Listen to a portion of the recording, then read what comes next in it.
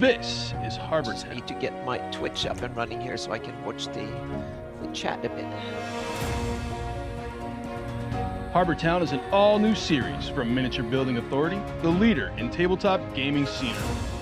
Unique, flexible, and playable, Harbor Town will take your games to a new destination.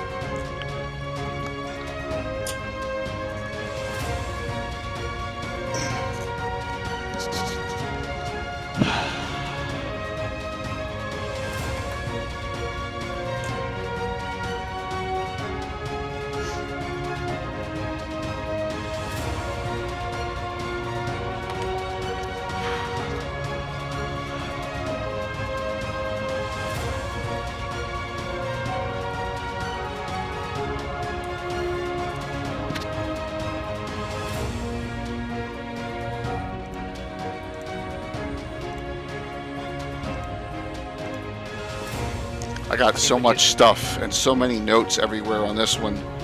I know I'm going to forget stuff. Okay, You know, but yeah. that's the way it goes. So, so much stuff. So, There we go. I just need to pop out the chat. Yeah. I got to get a new. Mark said he's going to get me a new one. I need a new one. I need a new Reaper ad. Oh yes, yeah. You need to have some new stuff. Yeah. Get something. Thought I turned off. A bit early.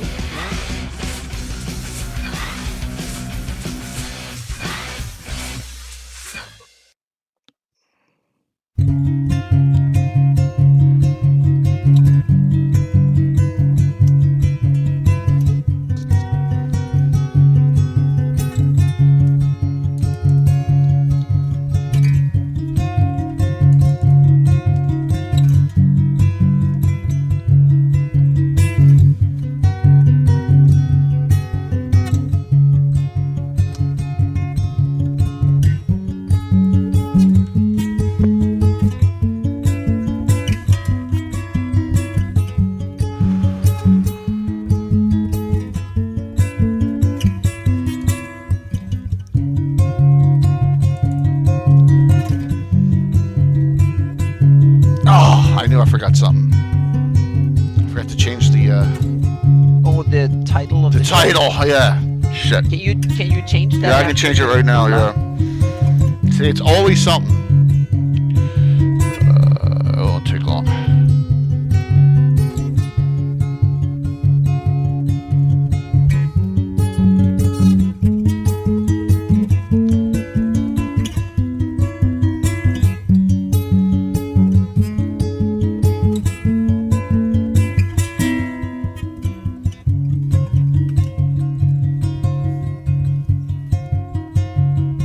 You may need to refresh it to see the change.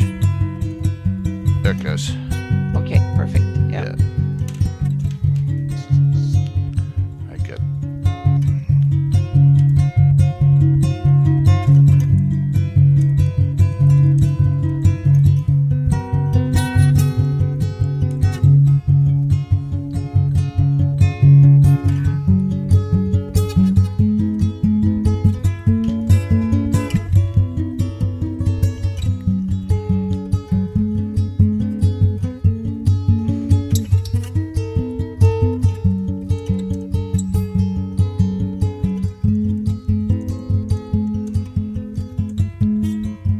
Definitely a mistake on my part on that. See, there's so many different things you gotta.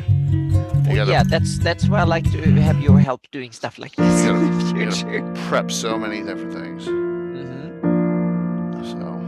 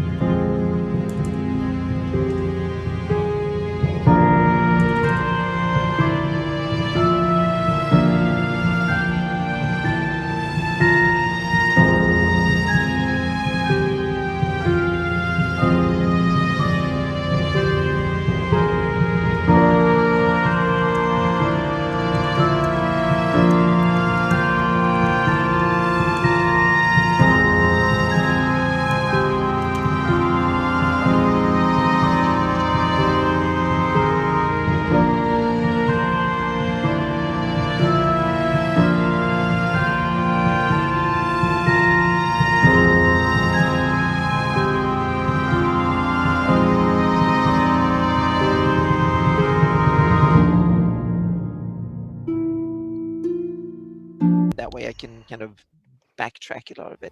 That's cool. Yep. Tonight, let's call this our home turf discussion, maybe. You know, for us. Your home turf. I'm just a guest here, especially in this, so I can ask questions and get a good insight into your campaign tonight. Tonight's going to be a lot of talk. Since none of my guys were really able to make it, tonight's going to be a lot of me just babbling, I think. I'll try my best to ask questions and come with the comments and be a partner in this. Yeah, even if I have barely more than played a few times in your game. That's cool.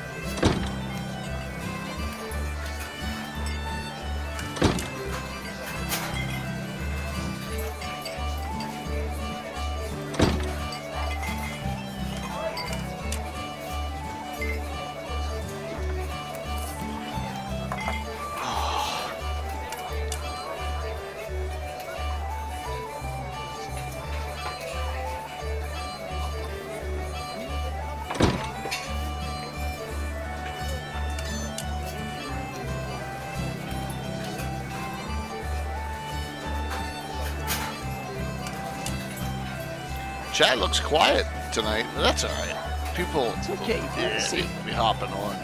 Yeah, I don't know how quickly you get everyone to normally to come on, and it's not even time yet. It's Yeah, well, 1 minute off. We're almost there, and yeah. but should be an interesting discussion tonight. So, got some blown up maps. We'll see where we go with this one. Exactly. There would be a bit of technology lift too. So. Yeah, we're gonna test some things tonight, I think too, which is cool. Yep. We're gonna test a couple things on, and that'll be neat. So, the event just went up, so that's good. Okay, coming on. Hello. I'm Jay Kalor Gazumba, and I got Anamai with me tonight. So, hello, guys. Hello, everyone. Hello. Hi. Grey Hawkers. I know. Yeah. It looks like we got a Lurker Central tonight. Hey, what's up? What's up there, Mike? How are you? Tonight, this is kind of like home turf backyard discussion, a little for myself. And I got Anna's maps to really help me with this, which is awesome. But you know, aside from Celine, like the Ulek states and the Lortmil Mountains, that's like our backyard for our campaign. So Yeah, you kind of name the knights of yeah. Yeah, it's you really introduced and you fleshed out this area so well. It's awesome. You should write a whole source book about it. Yeah, I'd love to write a source book about it, but what would I do with it? I wouldn't be allowed to publish it. No, but you can depends on how you write it. You can give it away. Yeah. Yeah, but then again, there's so many other things going on right now. That's right? true. You're doing so many other things. So yeah.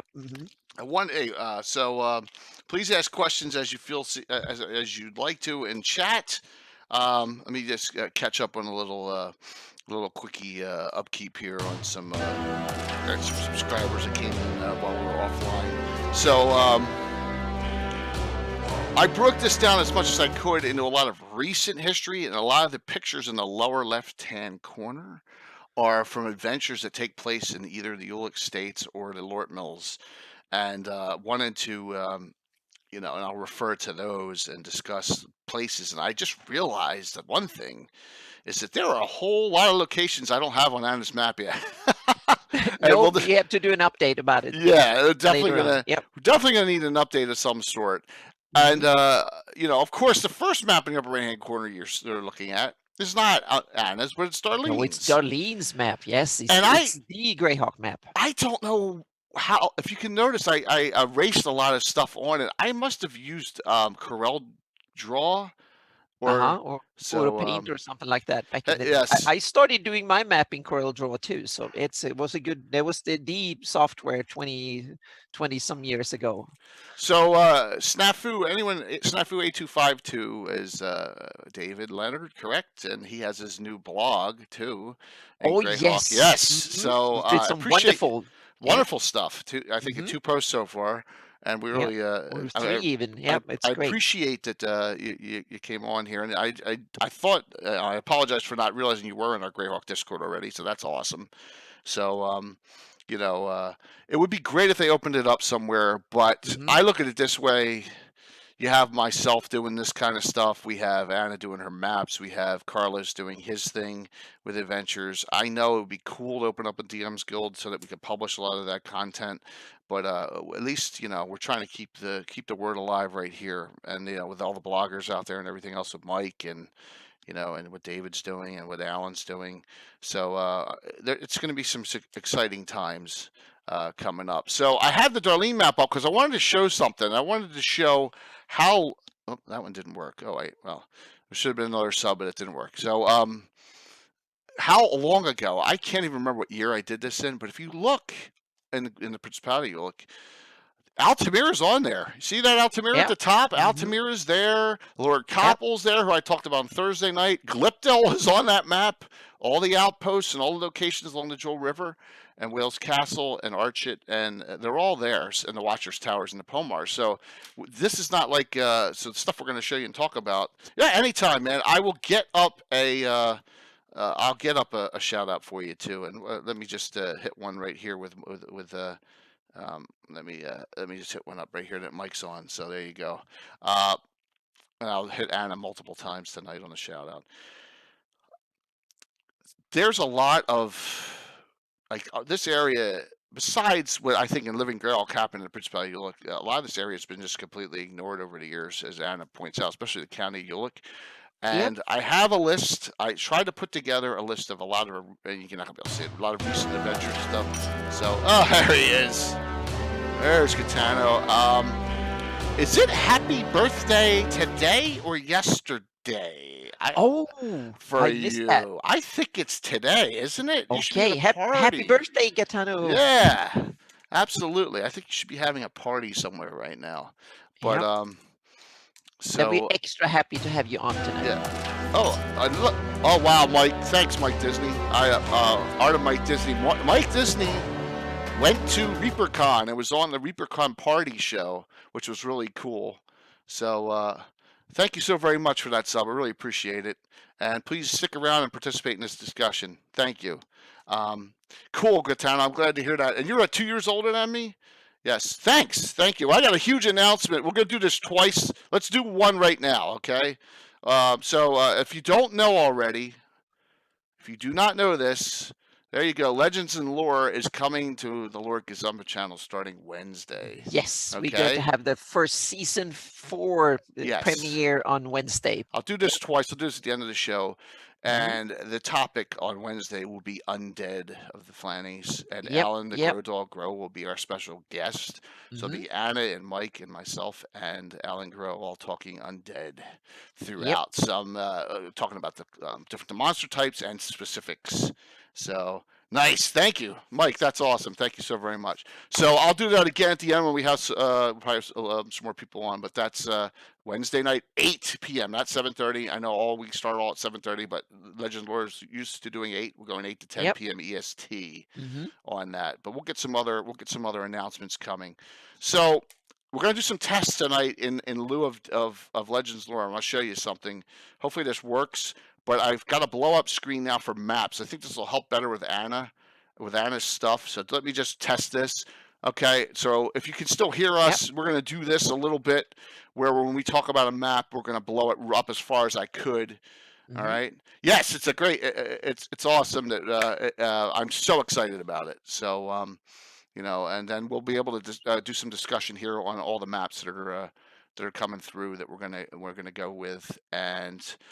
And then one more thing, you're going to see Big Anna picture now. When Anna wants to zoom her screen, when Anna wants to share her screen, say she's got a map that she wants to move around and share it, I'm going to pop up this, and this will be Anna's capability of sharing, and it will blow this up full screen. Now and see what we... Yes, okay, so for example, that's what happens. So we're going to use... Now I can move around the map here. So yes, and we're going to use this in Legends of Lore as well. So tonight's going to be our tests for doing this, guys. Okay, just wanted you to know that you may see some things a little different than what I've been doing in the Gabbin show, and this is a good place to test it. You guys are all easygoing.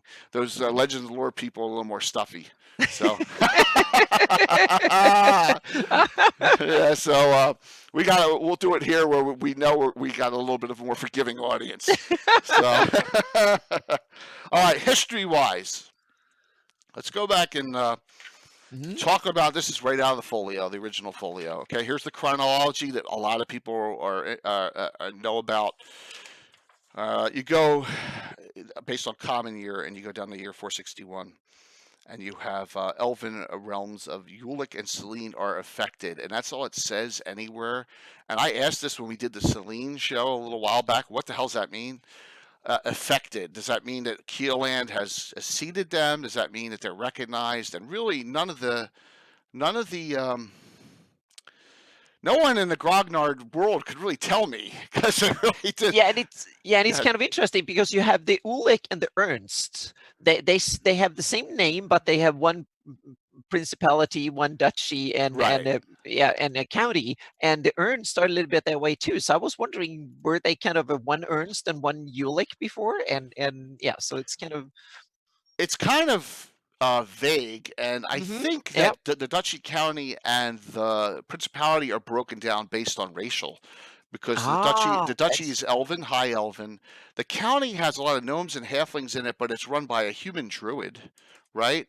And then you have the principality's dwarven, right? So I think that's that might be that. Yeah, you have it. I think that's how they got them, and we're talking about in the early Gary realms. So 461, which in elven years is a snap, right? That's not except that's like one half. Yeah, it's a couple of 100 years before the Great Kingdom, but that was within the Keoland realm, I think, within the era of Keoland. Yes. So, yeah. Because Keoland is the oldest still living kingdom or big country in the Flanese, I think. So, Mike, one more thing. I'll get up you a shout out that I do for all my crafting partners that we do joint follows on. I'll get you up one, man, for next show on Legends and Lore. I'll have that up for you. So thank you so very much once again for that sub. I don't know, and remember, this was all, hey, we put a map together, and then we figured out what was going on afterwards for the most part. Yeah. So the big time frame that you're looking at, and let me go to the Lortmils here. Okay, this is Northern Lortmils. The big time frame, the most important thing that happened in the Lortmil Ulek states early on happened between, I think, 498 and 510. It was called the Hateful Wars. Yep. And the Hateful Wars was Valuna allied with Selene and the Duchy of Ulek for the most part, and they drove all the hordes of humanoids completely out of the Lortmils. When you think about that, that's a pretty Herculean thing to do, to drive out of mountains are very secure, so they drove them out. Now, a lot of them fled west and were killed. A lot of them fled north and were killed, but the ones that fled south and southeast made it through the Sus Forest and took over the Pomarsh, where there was human minor nobility paying tribute to the Prince of Ulek, and just, it was all, they lost all their lands there, and the humanoids settled in the Pomarsh. So, hey, it's all good, man. Nah, yes. So, look, I look at it this way. I have the Stream Deck, and I might as well use it, Mike, so... You know what I mean? So, like, I love this thing, and it's all cool, good, man. We like to, it's a community, and I think we've been so successful. And Anna will say the same thing. We partnered with a lot of different streams that aren't even Greyhawk related, like Nightheart Gaming, like Forseti, like Legends of Vantris. They're we're D&D streamers. But it's a community, so it's just it's just common courtesy. What do you say to that, Anna? Right? Yeah, absolutely. Yeah, it's great, and that's why I felt like right now the your channel was a great home to migrate Legends and Lore show to, because the Greyhawk channel had taken a hiatus, so we were kind of a little bit out of a home, and my little fledgling little Twitch channel is much to brag about, and so it's much better to have it where the audience I think it's a large overlap between the two. Yes. Yeah. Cool. Well, Mike, hey, once again, thank you so very much, and thank you, Mike Celestian as well. So for those subs, and then I'll talk about what we're doing on Thursday night for the. We have a giveaway, another giveaway, and this time our other sponsor, Stratagem, came up with some cool stuff. Oh, Yes, it's really cool. So the humanoids get driven out, and then it's all peaceful, and then that's it. I mean, in the folio, that is it. That's no, Yep. there's nothing else, and nothing else really goes on in these areas. Now, Selene is our other big area, and we talked about that earlier. But I wanted to hit the Ulek states and the Lortmils and show you what we've done. Anna's going to show what up to the Living Greyhawk has done in some instances, and then we're going to talk about like just ideas for these areas. I love this area, as obviously because we have the Order of Ulek. I got the symbol right here that we created, back in 1980. Yeah, I mean, So you develop this area further, and that I think it's a gift to all the Greyhawk. yeah, and Anna's been so People out kind to there. put our free city of Altamira on her general Greyhawk map. Yes, and that's because an I account- felt it Yeah. was so little fleshed out gem that filled a niche there. There was a hole in the world there that needed to be filled. So I think it was a great addition. So now it made it into the public version of the map too. And I appreciate that. So let me try this test out here. Here we go. Yeah. We're gonna go to the larger map here while we're talking. All right. So this is the Lortmil Mountains. This is the northern Lortmils. So this is really north of the Duchy of Ulek for the most part. And you can see you can't even see Verberbank on this map. So Verberbank is a little bit to the east, northeast of it.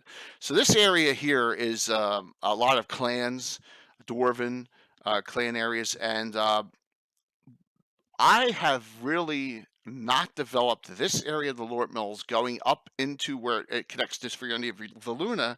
Oh, thanks, man. Thanks, man. As much as southeastern area of Lortmils, where it comes to the county, the duchy, Selene, all touch. So this area here is really mostly virgin for us, even. Now, someone has this dark tower out here, and I was thinking to myself, man, could I make that the Dark Tower Adventure from one of my top Wall of Fame adventures, of course. The Dark Tower, the one done by Judges Guild, but it is something that's Yeah, low traffic areas are the way it just worked out for us, David, and that's how the Order of Ulek got formed. I'll tell that story in a little bit on how I came up with the idea. Now, one thing that is happening in this area of the Lortmils is our other DM Marco, and if you guys, a lot of you know DM Marco. The group unfortunately didn't play on Monday. But they usually play every other Monday. And he runs it's in my campaign world, but he has an adventuring group, SLAP, the Stupendously Lucky Adventuring Party, it stands for. His group is running right now near Luscan on that map to like the far east, southeast.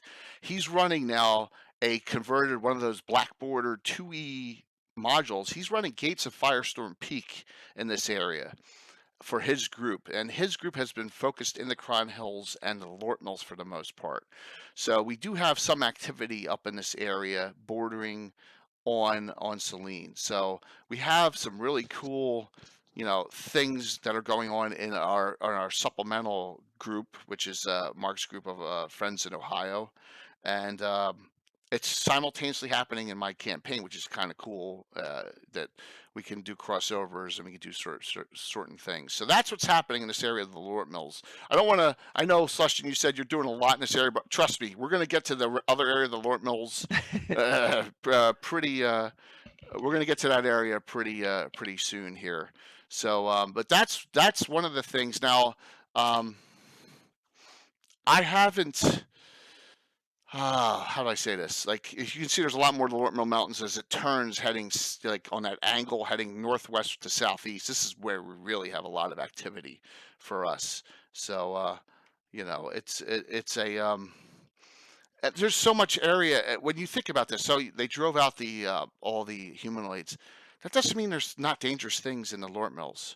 It's a mountain range, right? And if it's a mountain range the size of almost like I don't know if it's as big as the Rockies, Anna, but it's a big mountain range. It's a big one. It's definitely bigger than it's probably more than the range of the Appalachians. But It's maybe height-wise, I think 100. there's some real high Oh peaks, yeah, aren't there's there? some a little bit higher. So there's some central peaks in the northern end seems to be the tallest ones, and there's the old the city of Haradrau, whatever how you say it, with the dark tower and stuff. There are some mentionings of tall peaks, snowy peaks up there. So I probably put them in about 10,000 feet range, something All roughly right, like that. Yeah, that's for a normal adventurer. That's kind of yeah. Herculean, unless you Hmm. have everyone has fly spells in their party. I then again, Yep. flying around is always a bad idea. You don't know what else is Well, there are flying around. dragons and stuff around, maybe. So yeah. Absolutely. So the Duchy of Ulek is the furthermost north of the three Ulek states. And this area has been developed a little bit in Living Greyhawk. As you can see, they've done a lot of the earldoms and counties. So there's a little bit of development, and there's some communities. I'm going to flip to the other map. Okay. Okay. So if you look at this map here, you see Tringli, which is the capital, which has been there a long time. That's one of the originals, and the Axewood, which a large area for both Sylvan elves and High elves. And then you have Waybury, which Waybury's on the original Darlene map as well. Beside that, nothing else is on the Darlene map, if I recall. And Yep. that was it. So this area has been pretty much developed. None of the stuff you see on here is customized from Anna for my campaign. It's Living Greyhawk Yeah. content. All the provinces and stuff are from Living Greyhawk. And now I realize that I didn't make it forestry enough. It should probably be some more forest lands and stuff. So Probably that's to the something to look north. into. Yeah. Mhm. Up Probably in to the the north valleys and and the stuff. Earls. Yeah, and maybe some little pockets here and there. That does make sense. But Yep. question, Anna, do you know of anything around the towns around Tringley that they have popped up? Are they just small communities? There were probably a few the modules set in the Living Greyhawk campaign, but not that much. But it was detailed, so the different earldoms and counties and stuff were set there. But it's kind of a little bit difficult because you have a duchy, shouldn't have counties within them. So they should be wisdom counties or barons and baronies and stuff. So that's something I didn't want to change it. I just went with the Living Greyhawk stuff when I did the map. But that's something to look into because it don't really make sense to have province within the province that are nobility wise should be on the same level. So it doesn't really make sense. So it's a bit of a mishmash there. So yeah. So we got a great question from our great brand new friend and blogger Snafu about the ancient elven. I'm sorry, the first Flan City ruins is Haradara. I hope I said that right. Yeah. Well, however you pronounce it, I don't need. I think it's one of the old gray elven cities that used to be. I think this is top of my head, so I need to research this properly in order to get. But I think it's one of the original. They had a few cities that the gray elves had on mountain peaks and around back in like 1,000 years ago, even longer. And then when the elvendom kind of deteriorated a bit, got competition from all the invading Oridians and Baklunish and all the ones coming in. So they kind of retreated a bit. I think that's part of it. And there's the Dark Tower that also have some history and stuff that I don't know on the top of my head, but there are cool legends and stuff about most of the places back in the histories. That's a perfect topic for a Legends lore show. We should dig into it and kind of. So I put it on the map. And now I forgot to exactly what's there. It's like thousands of names, so I can't remember the story of all of them. But there are cool stories attached to both the Dark Tower and Haradrau, however you pronounce it. So it's up there as a cool location. Where Is it north of the map I'm showing now? Yes, it's north of it. It's just north of. Just go up a little bit north. Okay, wait a minute. Let me see. Can we see it You on this had one? it on. Yes, yeah. Go straight in. Okay. Zoom Let in me go now, back and to you will that. have it. All right, Yep. there we go. Yep, and it's there on. Oh, there it is. just Yes, a it little is. bit on It is in the Lortmils. left. Okay, it's where right near the Dark Tower. Good question there. Yeah, it's up on the, and I envisioned it as one of these that is embedded in the rock with magnificent views and stuff like that up there on the top. Vecna's birthplace also Fleet. What a perfect name. That is kind of yeah. So I'm not really sure about the birthplace of Vecna, but it's really cool. So I'm making notes here Yes. for future So research. there will be, guarantee you that there will be multiple edits. There'll be edits for the general Greyhawk map as. Oh yes, yeah. I do edits. I've done edits Okay, he every sees year it. or more. He So says yep. it's on here. I'm looking for my eyes. Okay. Yep. On here. It is. What's cool about this now is our ability to blow this up on the map and see, and I don't know why, once again, I've been streaming for almost 2 years now, and I just came up with this idea as we were talking about how to get legend, how to blow stuff up for legends and lore discussion Yeah. without crashing the, without crashing things there. So, but that's cool. And Gitano is linking stuff. Grendelwolf is always linking stuff in, which is really a neat thing. So let me get this. Let me start this thing scrolling so it puts it on different spots here. 1 second here. Click that. Click that. Click that. Now it'll scroll through like everything else. All right. So the Duchy of Ulek. Some interesting background for my campaign. We have a lot of a few things. One of them is. Now we're up to adventure number 864 right now. So I'm going to show you how far over the 39, soon to be 40 years of the campaign. The biggest thing we've ever done, adventure number 105. So we're talking about going back to the 80s on this one. The Tringley Midsummer Festival. The elves have this big. We have it so that the elves have a big festival every so many years, depending on the when Selene and Luna are in certain phase during midsummer, and that's what we made up. And so we had this huge festival, and it was a huge RP session with all. It was open characters. I didn't care who they brought, and it was a pretty neat thing. We had a joust. We had a big grand melee. We had all sorts of things. We had characters hooking up with other characters. It was just, and that was a neat thing that we did a long time ago. I do them occasionally once in a blue moon.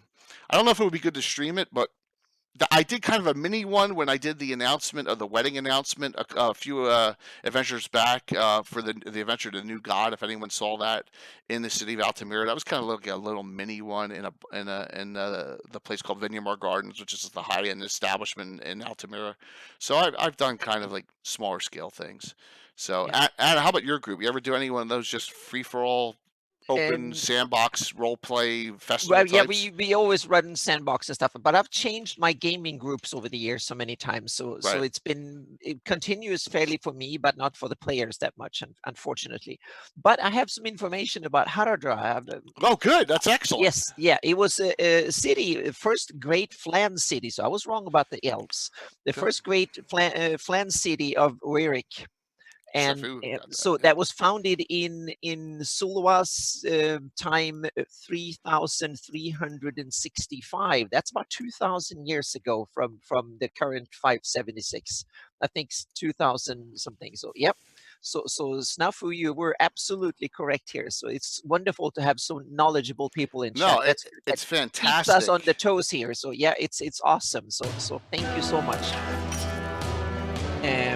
Yep, and with its founding, the Flan became more of a nomadic people and an articulation by starting their own calendar, abandoning that of the hated Sul. Okay, so the Sul were apparently already a force back thousands of years ago.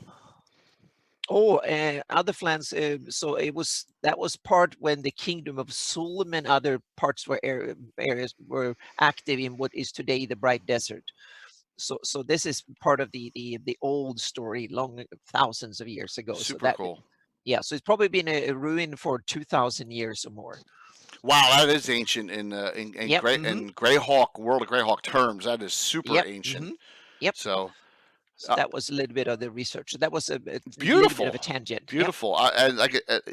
There are things that I need to learn too, because as Anna, myself, and Brian Blumklotz were having a discussion, and being in the dark for 38 years, I missed a lot of good things and bad things together.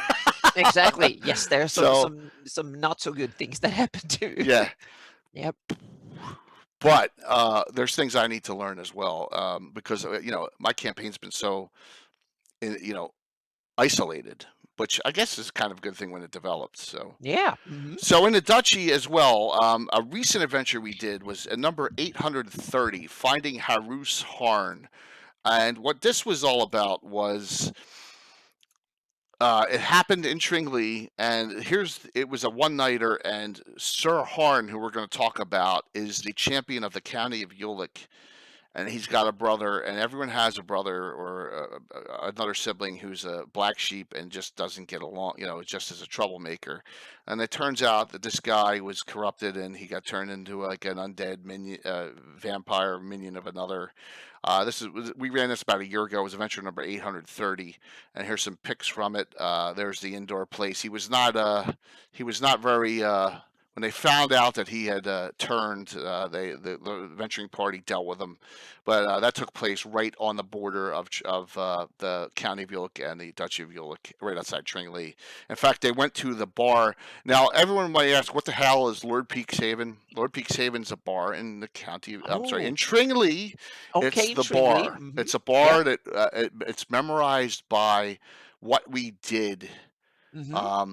During that first festival, they would go and hang out at this bar. And if you ever seen the painting of all the dogs on the wall in the velvet playing pool, and one of the dogs ripping the No, I missed that. It's one of those cheesy bar pictures. Okay. Well, in order to get on the wall at Lord Peak's Haven, you had to drink 3 of a drink they called Troll's Piss. Oh, okay. So this is what you had to do, and not a single. And there was some mechanics involved, so you well, might not yes, there was. survive some context. Here are the saves. Yep. It would basically knock you out. You had to drink 3. First save, half Constitution roll. Second save on the second one, third Constitution roll. So we're talking about even an 18 kind, you need to roll 6. Fourth and final save, quarter Constitution roll. So you're gonna need to make so we've never had a player character do 3 and not pass out. We've had player characters do 2, but not 3. So no one's ever gotten on the wall at Lord Peak's Haven. Wow. That's kind of why we're just talking in Gabbin, and that's why we named the when we first started this so long ago. Hey, let's call it that. So that's a little history on that. So. Cool, man. Rox, I'm glad to see you got your game going. That's great to hear. I know you got some things going on. That's so awesome that you're getting into the gaming with the group. Are you doing Roll20? Or are you doing it live? One other thing that I have in that area is a future adventure. And let me yes, I've been playing this for a while. I tend to find stuff I like, and then all right. So we got the Axewood here in the southwest. All right, guys. I'm going to give you some of my secrets here. And I 90% of my adventures are homebrew. Sometimes you see something you like, and then I modify it, like the one we're running right now, Hellfire Mountains, a modified adventure from someone off Drive-Thru RPG. Here's a Frog God game one-night stand called Curse of Shadowhold. All right, I own the PDF. It's printed out, and there's a lot of elven intrigue in this. So I've been prepping this up, and whenever it fits into the campaign, I'm going to run this, and it's going to be based in the Axewood, in the Duchy of Ulek. So I'm not sure if you'll see this in 3 months or a year, but eventually I'll run this one. Levels for this are between 8 and 10. So and it's called Curse of Shadowhold, guys. So you can pull that. You can actually get the hard copy of that still is available, and then there's PDFs of all the one-night stands, and it's Sword and Wizardry, so it's old school. So cool, Rox. That's good to see that you're doing that Roll20 thing. That's awesome. That's about it for me in the Duchy. I mean, we have a lot of stuff where they work with the leaders of the Duchy Ulek, the Order of Ulek does. I haven't done any major catastrophic adventures in that area. That's more reserved for the county of Ulek, and because Altamira is in there. And the county of Ulek, which is up now, and I'm going to go to the big map on the county of Ulek right now. The county of Ulek is blank, right? It's one of the blankest slates in the Flannies. It hasn't been developed, but it's also one of the safest, cutest, more cuddly good realms, just like Selene. So that's probably why it's so underdeveloped, because there's not much adventure material.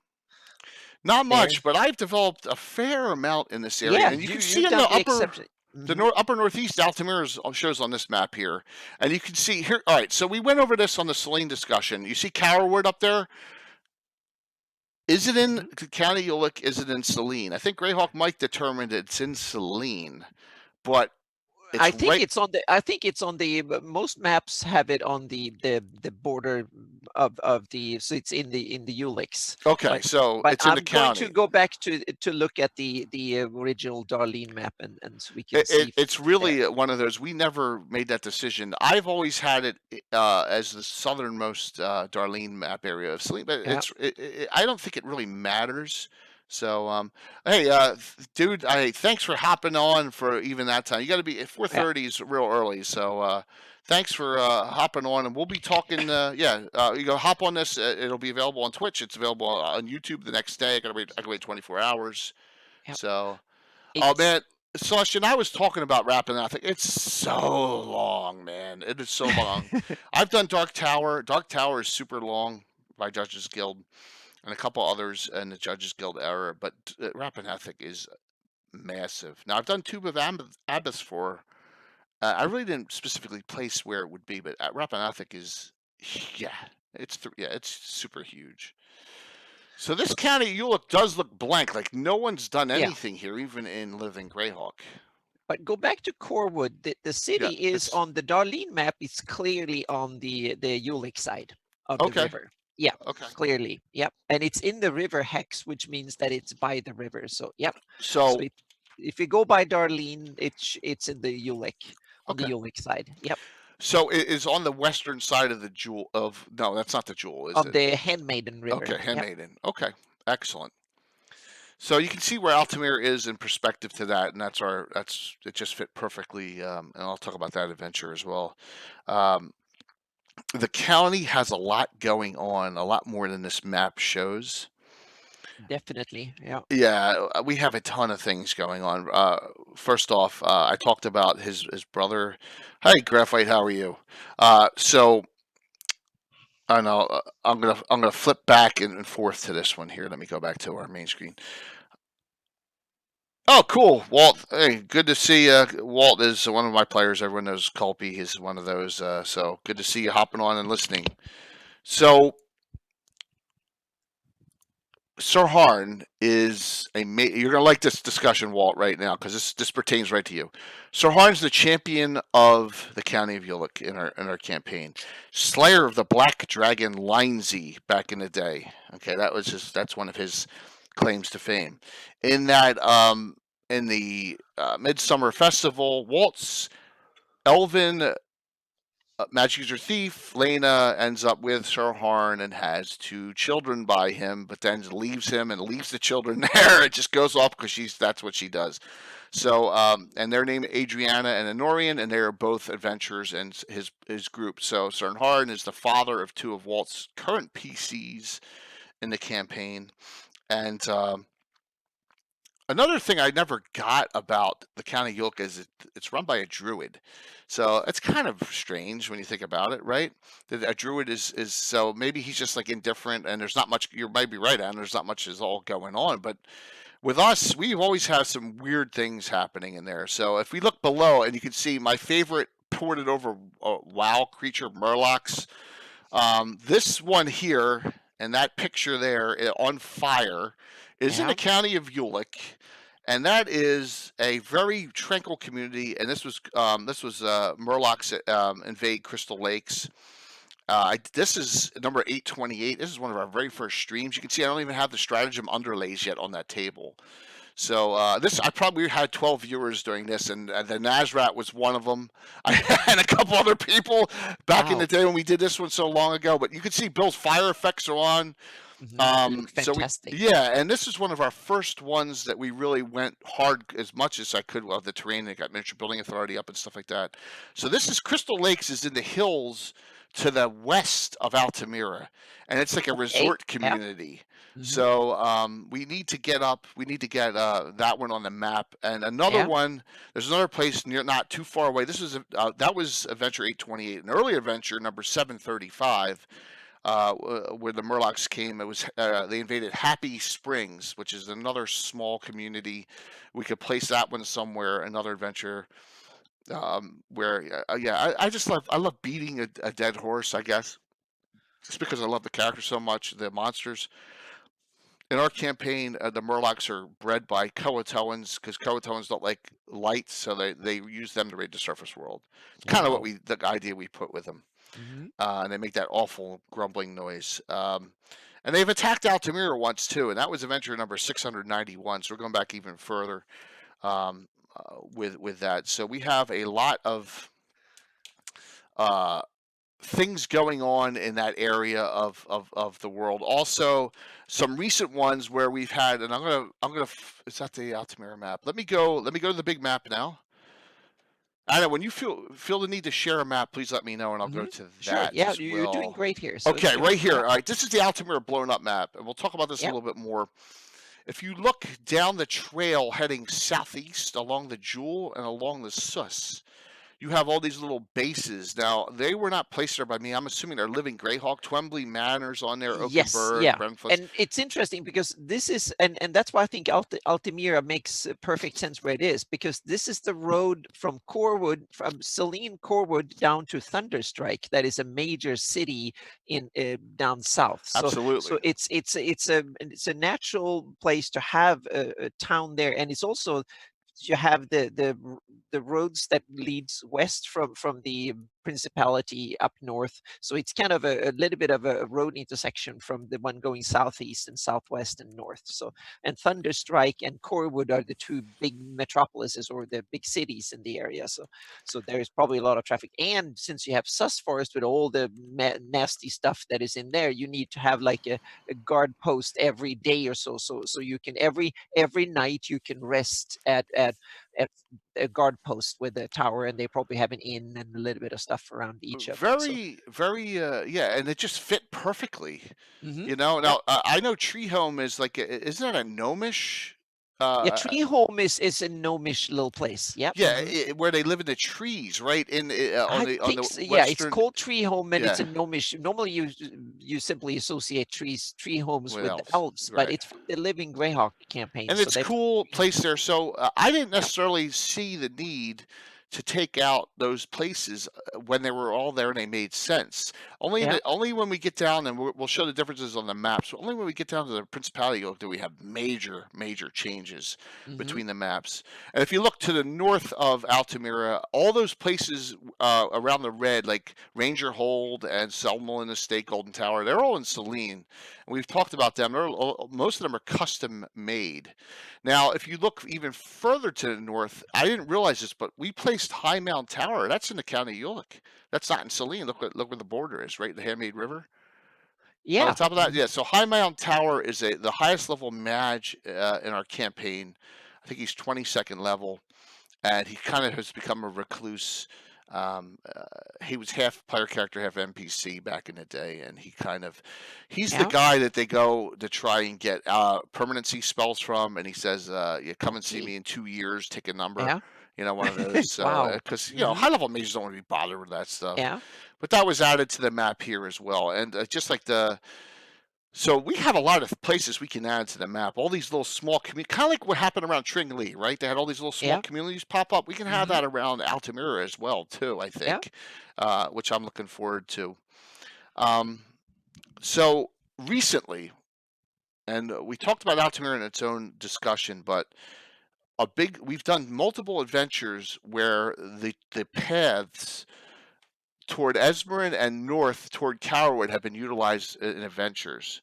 The one where we had the engagement announcement adventure was called The New God, and we don't have stills of that in the game, but that was when, you guys probably remember, I used a Froghemoth as the new god of the Murlocs in that adventure, and we don't have stills of it, unfortunately. I only have stills of the terrain.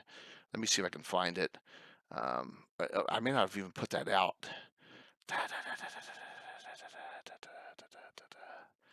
I may not even put that one out. Darn. There it is. I went by it. Yeah. 100 I put in too many things in these pictures. I put 100 things in these. okay, there it is. It kind of looks like Crystal Lakes a little bit, but yeah, in that area, that big water area is where the frog myth came out, and I guess no one took stills during the game as it went I'm on. just going to say, when you set it up once, then you take a picture so you can go back to the same scene and kind of put it back in place 5 years later or something. Exactly, and that's kind of what we do, and I'll show that for Winchester's Bulwark, because I took that down and I had it in the fall. And then in the winter of the year, remember we had the winter scene up? I took all those pictures and that's how I rebuilt it. So this one here is going on right now. And this one is going on between the County Ulek and the Lortmils. And this is the one we're doing right now. The pictures that are up. It's called Hellfire Mountain. It's a Creation's Edge Games adventure. All right. It's a one-shot session. It's taken us 2. But that started in Altamira and headed into the Lortmil Mountains, into a nondescript location in the Lortmils, where this death cult and this high-level fire elementalist has gone. He killed a whole bunch of dwarves in the Principality, Ulek, and has come up and is in this mountain area for some evil purpose. And they think it's to summon Imix, the elder elemental evil god, because that's what they figured out by the lettering. And actually, Dorgrim, the real Dorgrim's the one online. My guys didn't figure it out. One of the viewers figured out what it stood for. So that was pretty funny. But that's what these pictures all are right now. And that is one that goes from Altamira through the County Ulek all the way up to the Lortmil Mountains. So we, once again, when I do these kind of adventures, I don't specifically place them on the map in the Lortmils, because I don't think that's really necessary to do that, to place every single adventure, but I could. But you get to a point you don't. I'm not one who needs to clog the map up if I don't have to, because sometimes you want to move things. You want to move them around a little bit. So, I have a question for you, Anna. I'm going to flip back to the big map again, guys. I want to ask Anna a question here. Here we go. Okay. Who named and what Druid's Defile? Druid's Defile, I think, is from Living Greyhawk. I think it is. Yeah, I think that the road was there early and described, kind of obvious that you have a road from across the mountains, because between Corwood and the main city of the county of Ulek, it's the 2 halves of the country. But I think it's named in the Living Greyhawk somewhere. That's where I think I got the name from. So it's yeah.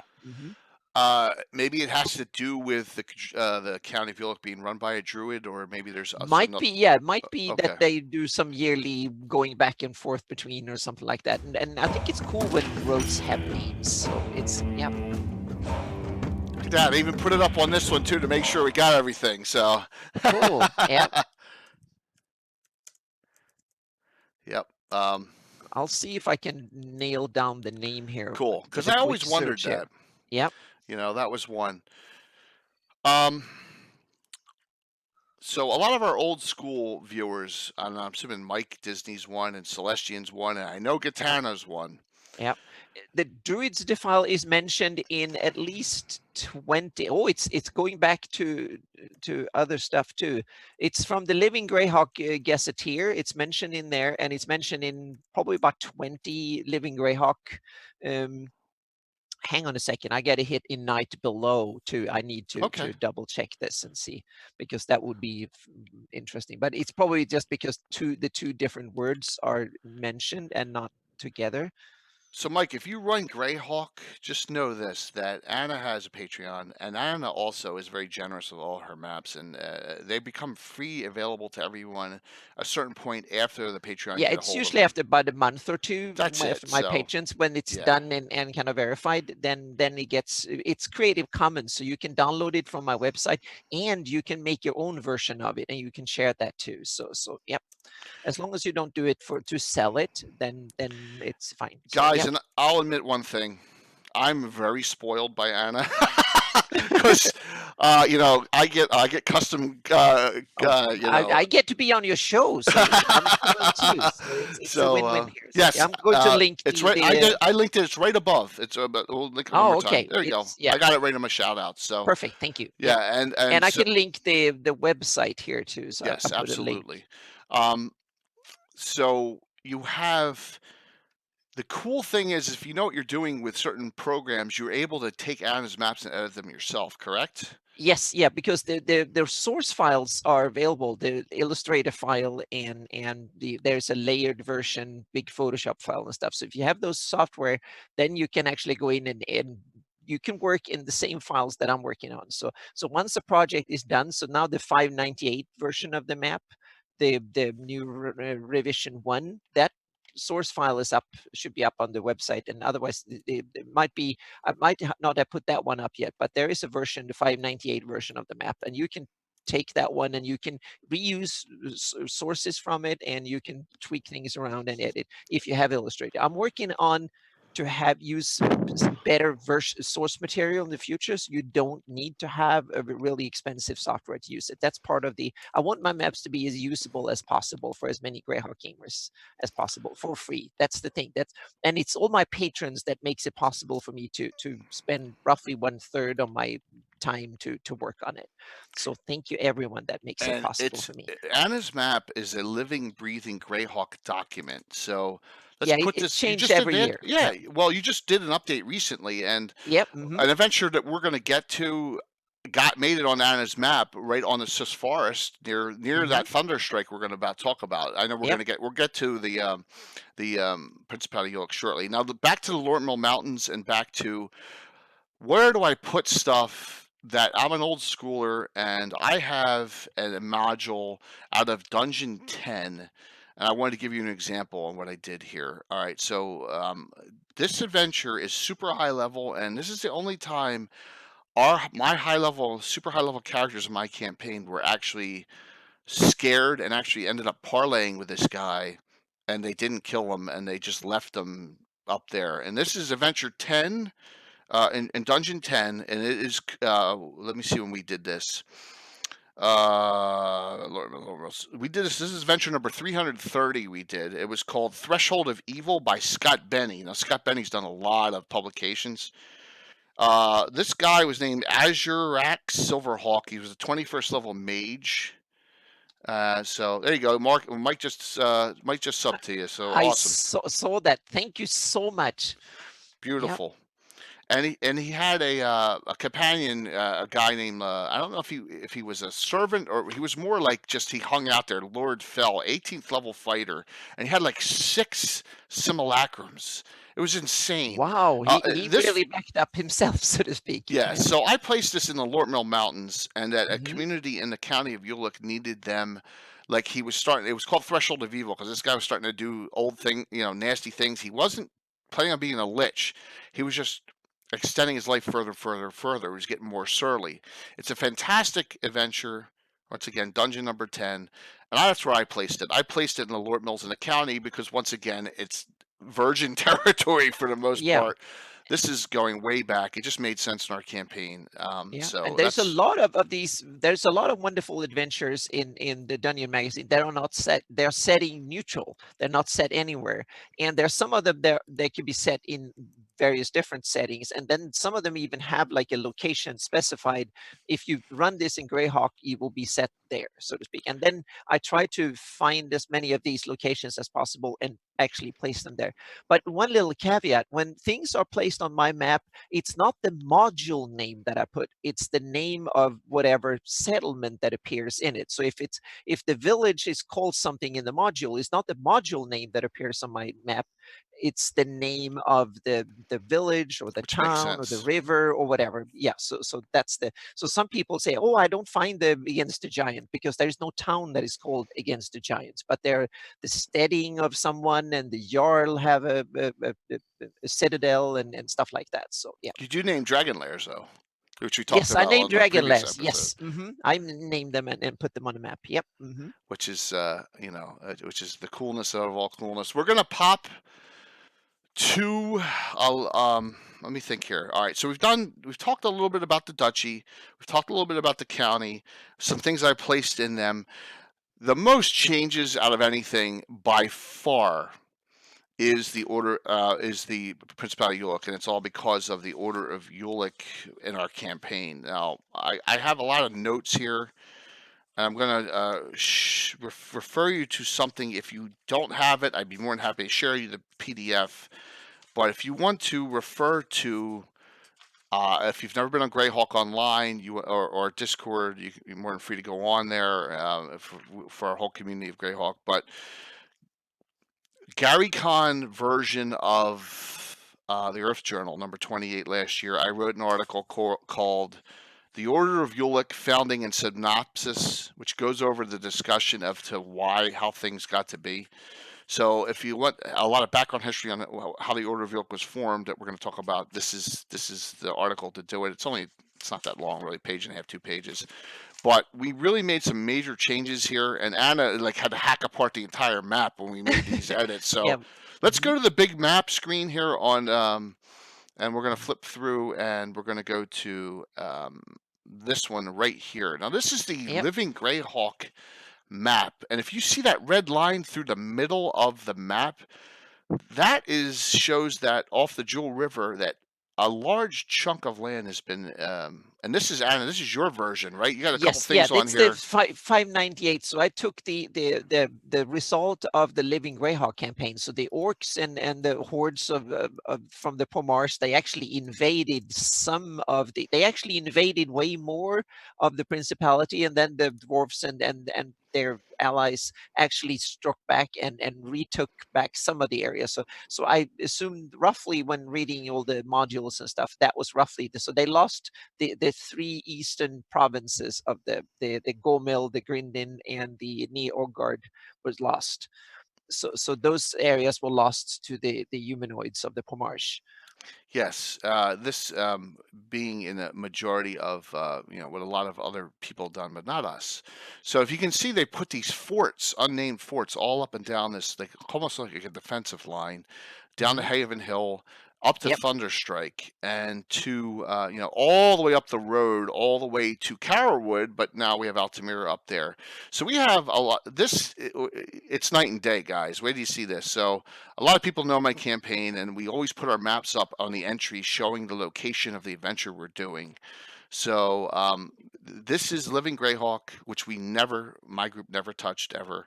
And this is where we are now. And look at all right, so as you can see, the Principality of York border is back to where it was in 576. It never changed. Which is cool, because now I can use your map as basis for my 576 map, because there the border is back and things were as they were back in the pre-war days.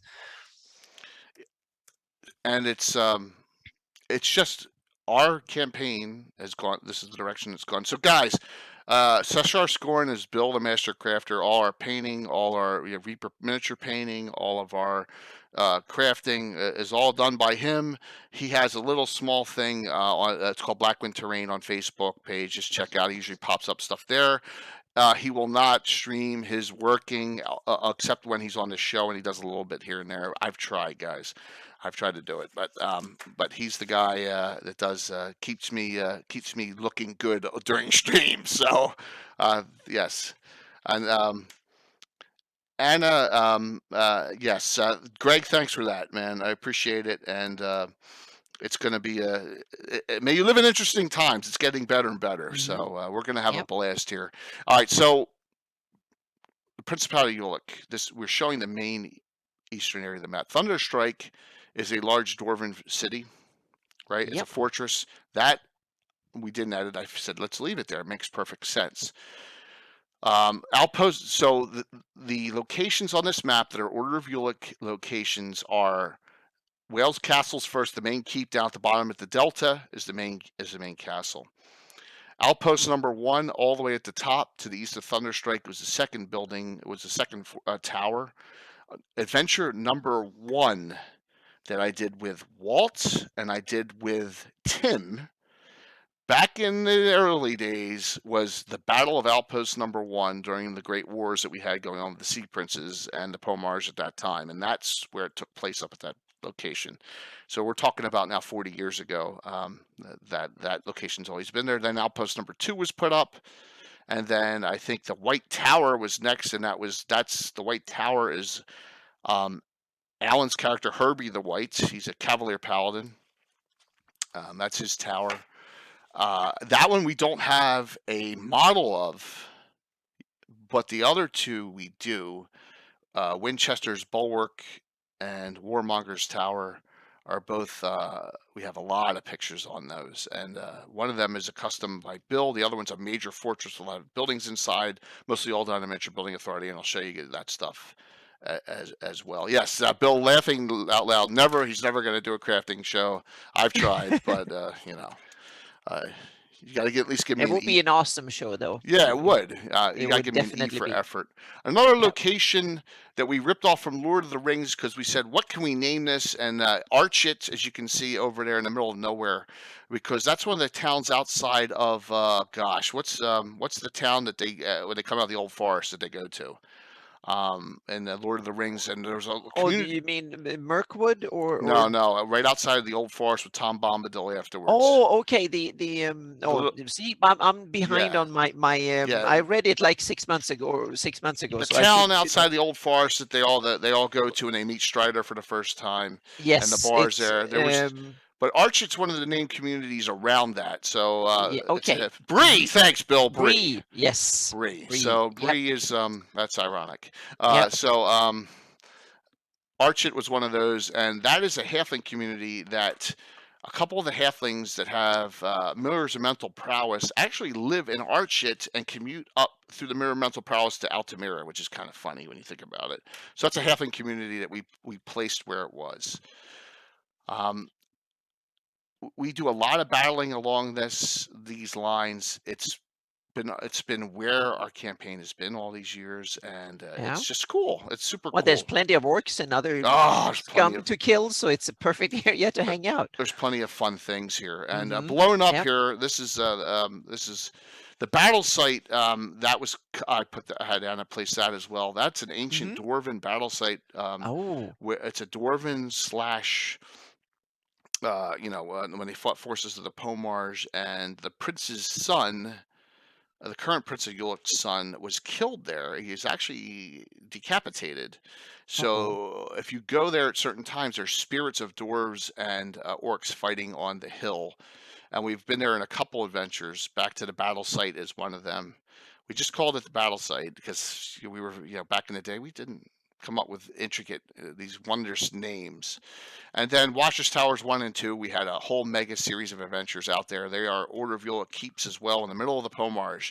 Kind of like, let's put a big beacon and attract all the fireflies to the light, right? And that's what that's what those towers are out there. So this is what we've done. Orog's Mound is another thing that Anna added for us. We've done an adventure there. It's an abandoned mound that that humanoids sneaking across have occupied multiple times. So hey, tabletop, thanks, man. Thank you so very much. Man. Thank you. Yeah. I appreciate it. Thank you so very much for hopping on here. And like I said, we got some really unbelievable announcements that we'll do again at the end. So Bill's character, Aylwin, and Bill, you still on Cesar Scoring? Hopefully you're still on. His character, Aylwin, is now the head of the First Ulek Pathfinders, which is a group, a supplemental group to the Order of Ulek that allows neutrals in it, because it's basically an outcast group, a tracking group. And his goal is he's going to try and actually occupy Orog's Mound at one point and maybe build it up and put a little keep on top of it. And that was his idea. So an Anna spot that she put in there for us may actually get converted to an occupied location down the road. Just some cool things to...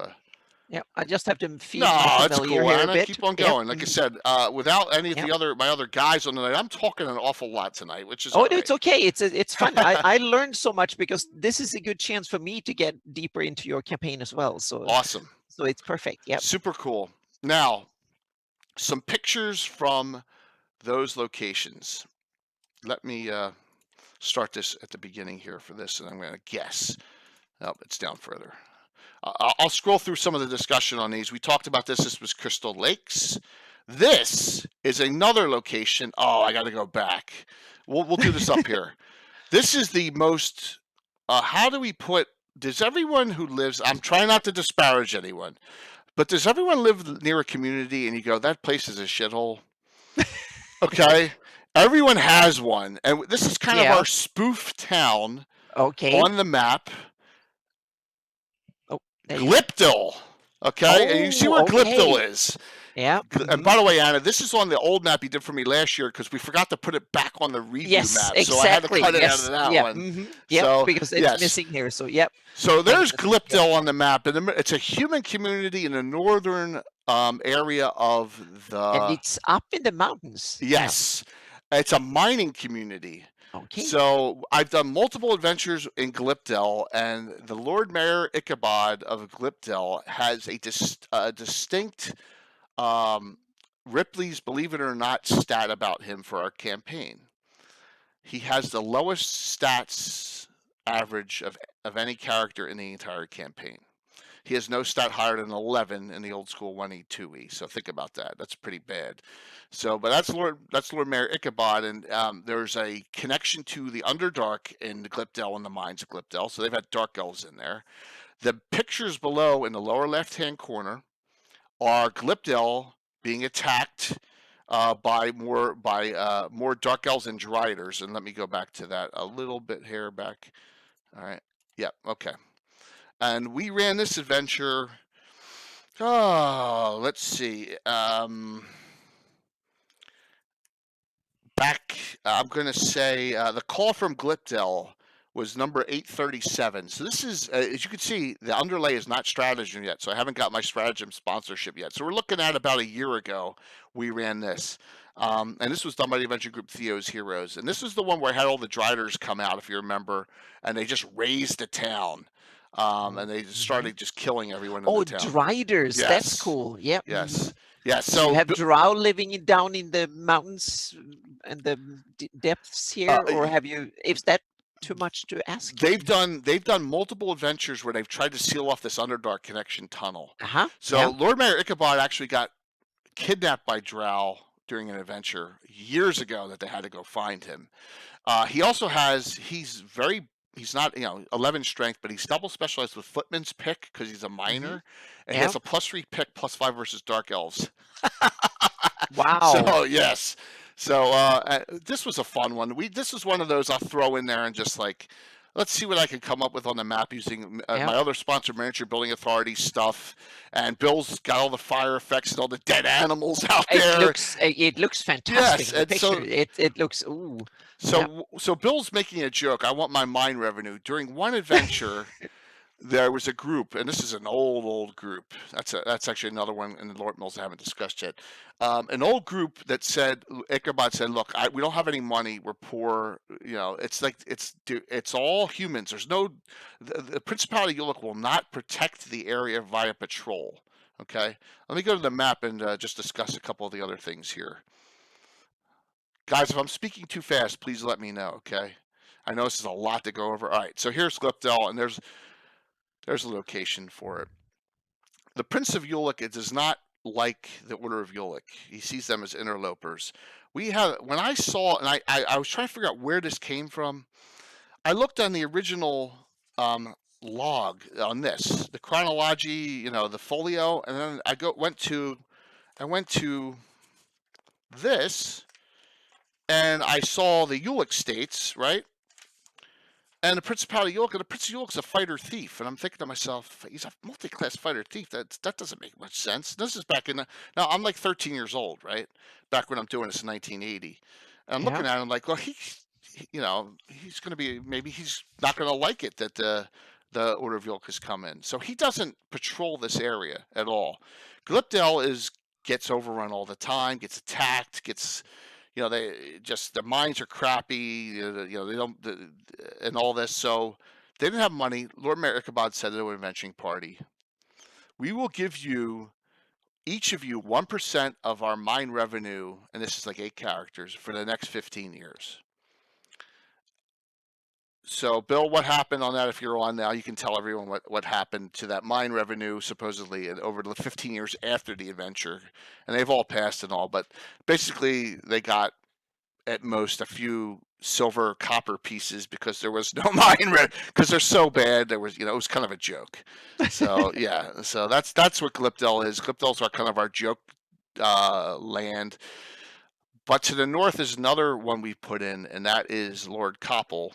and I'm 13 years old, and the Iran hostage thing's going on, and Ted Koppel's Oh, on TV every night. So I think that's how I got his name okay. back in Yeah. '79 and '80. And Lord Koppel is actually a dwarf who is allied with the Order of Ulek. He sees them as very useful, and he's lawful good, and he's partnered with them. So, yes, as Bill says, just like in Caddyshack, you will get nothing and like it. And that's basically what he got from Glipdell for 15 years.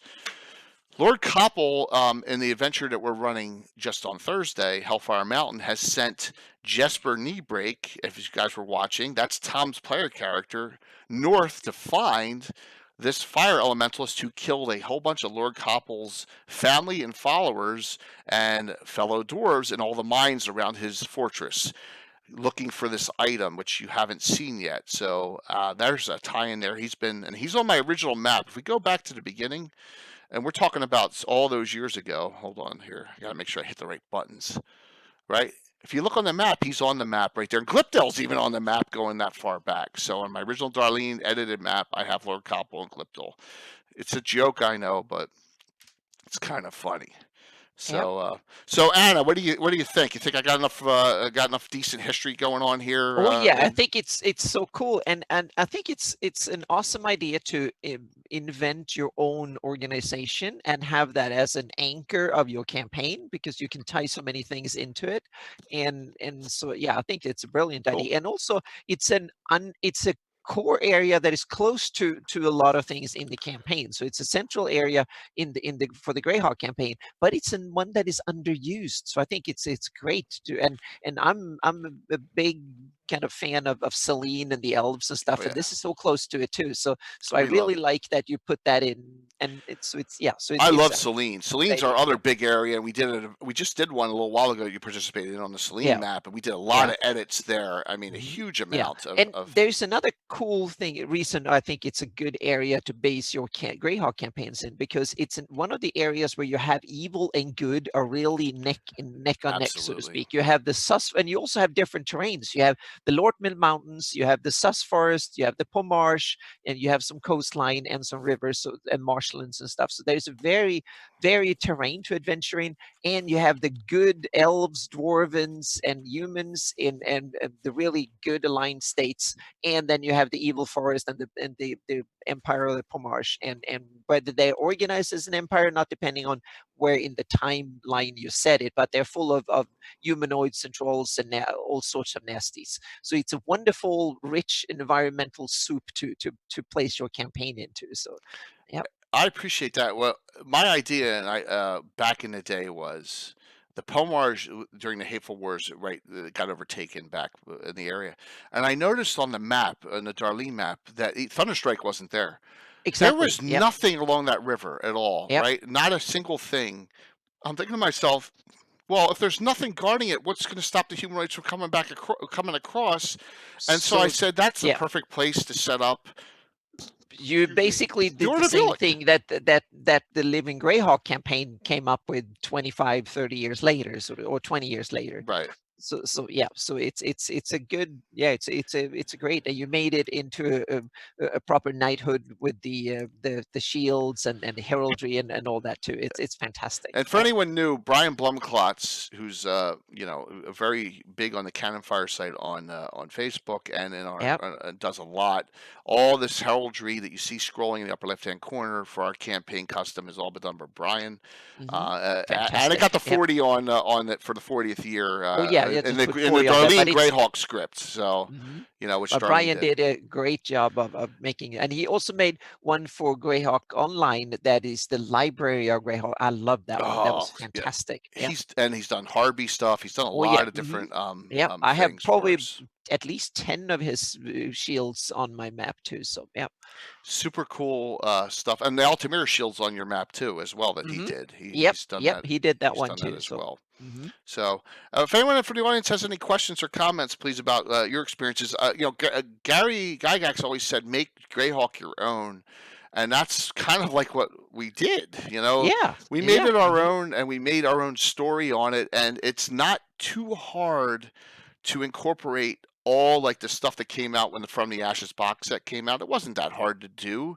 There was a couple conflicts we have talked about in other shows, like the Knights of Luna didn't really fit in because we have the Swiss Forest Night's Watch, and Celine's not isolationist in my world like it is in that, and then some characters that died off we didn't have killed off. But for the most part, it wasn't that hard to incorporate canon stuff as it went. Like the Slavers reference is fantastic. It fits right into where our campaign goes. Yeah. There's a lot of different references. Hey, Will, what's going on? Hey. Good to see you. Good to see you. Will's another partner streamer here, and he's running some really cool stuff. And Will is going to be one of the channels that's going to, as he did last year, participate in our 20-hour Greyhawk charity stream event. I think we have it tentatively scheduled for February 15th, 2020 right now. So he'll be one of the ones that'll be participating. And he did a reverse dungeon last year. That was fun. Where he played all the bad guys. They all died in the end. That was so awesome.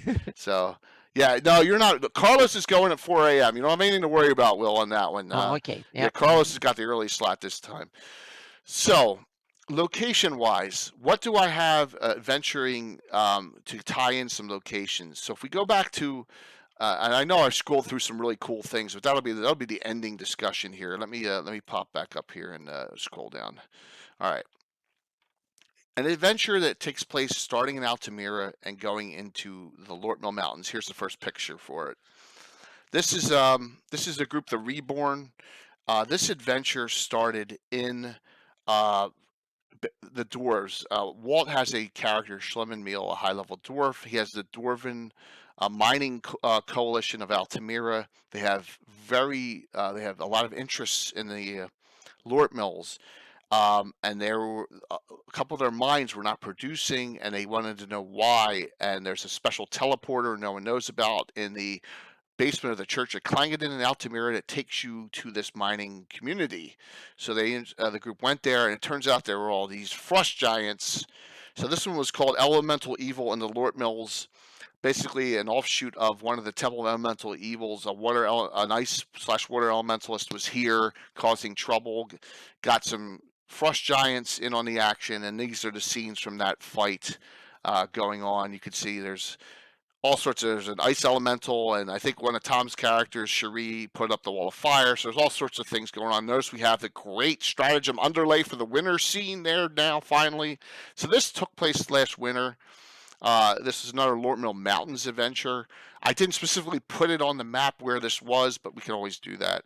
But this is, one of those cool things that started in Altamira, which is our base of operations. If you all know about how we adventure, we do it around adventuring mercenary groups that could be members of the Order of Ulek, or they could be neutrals or whatever. We usually do an all-out evil character play.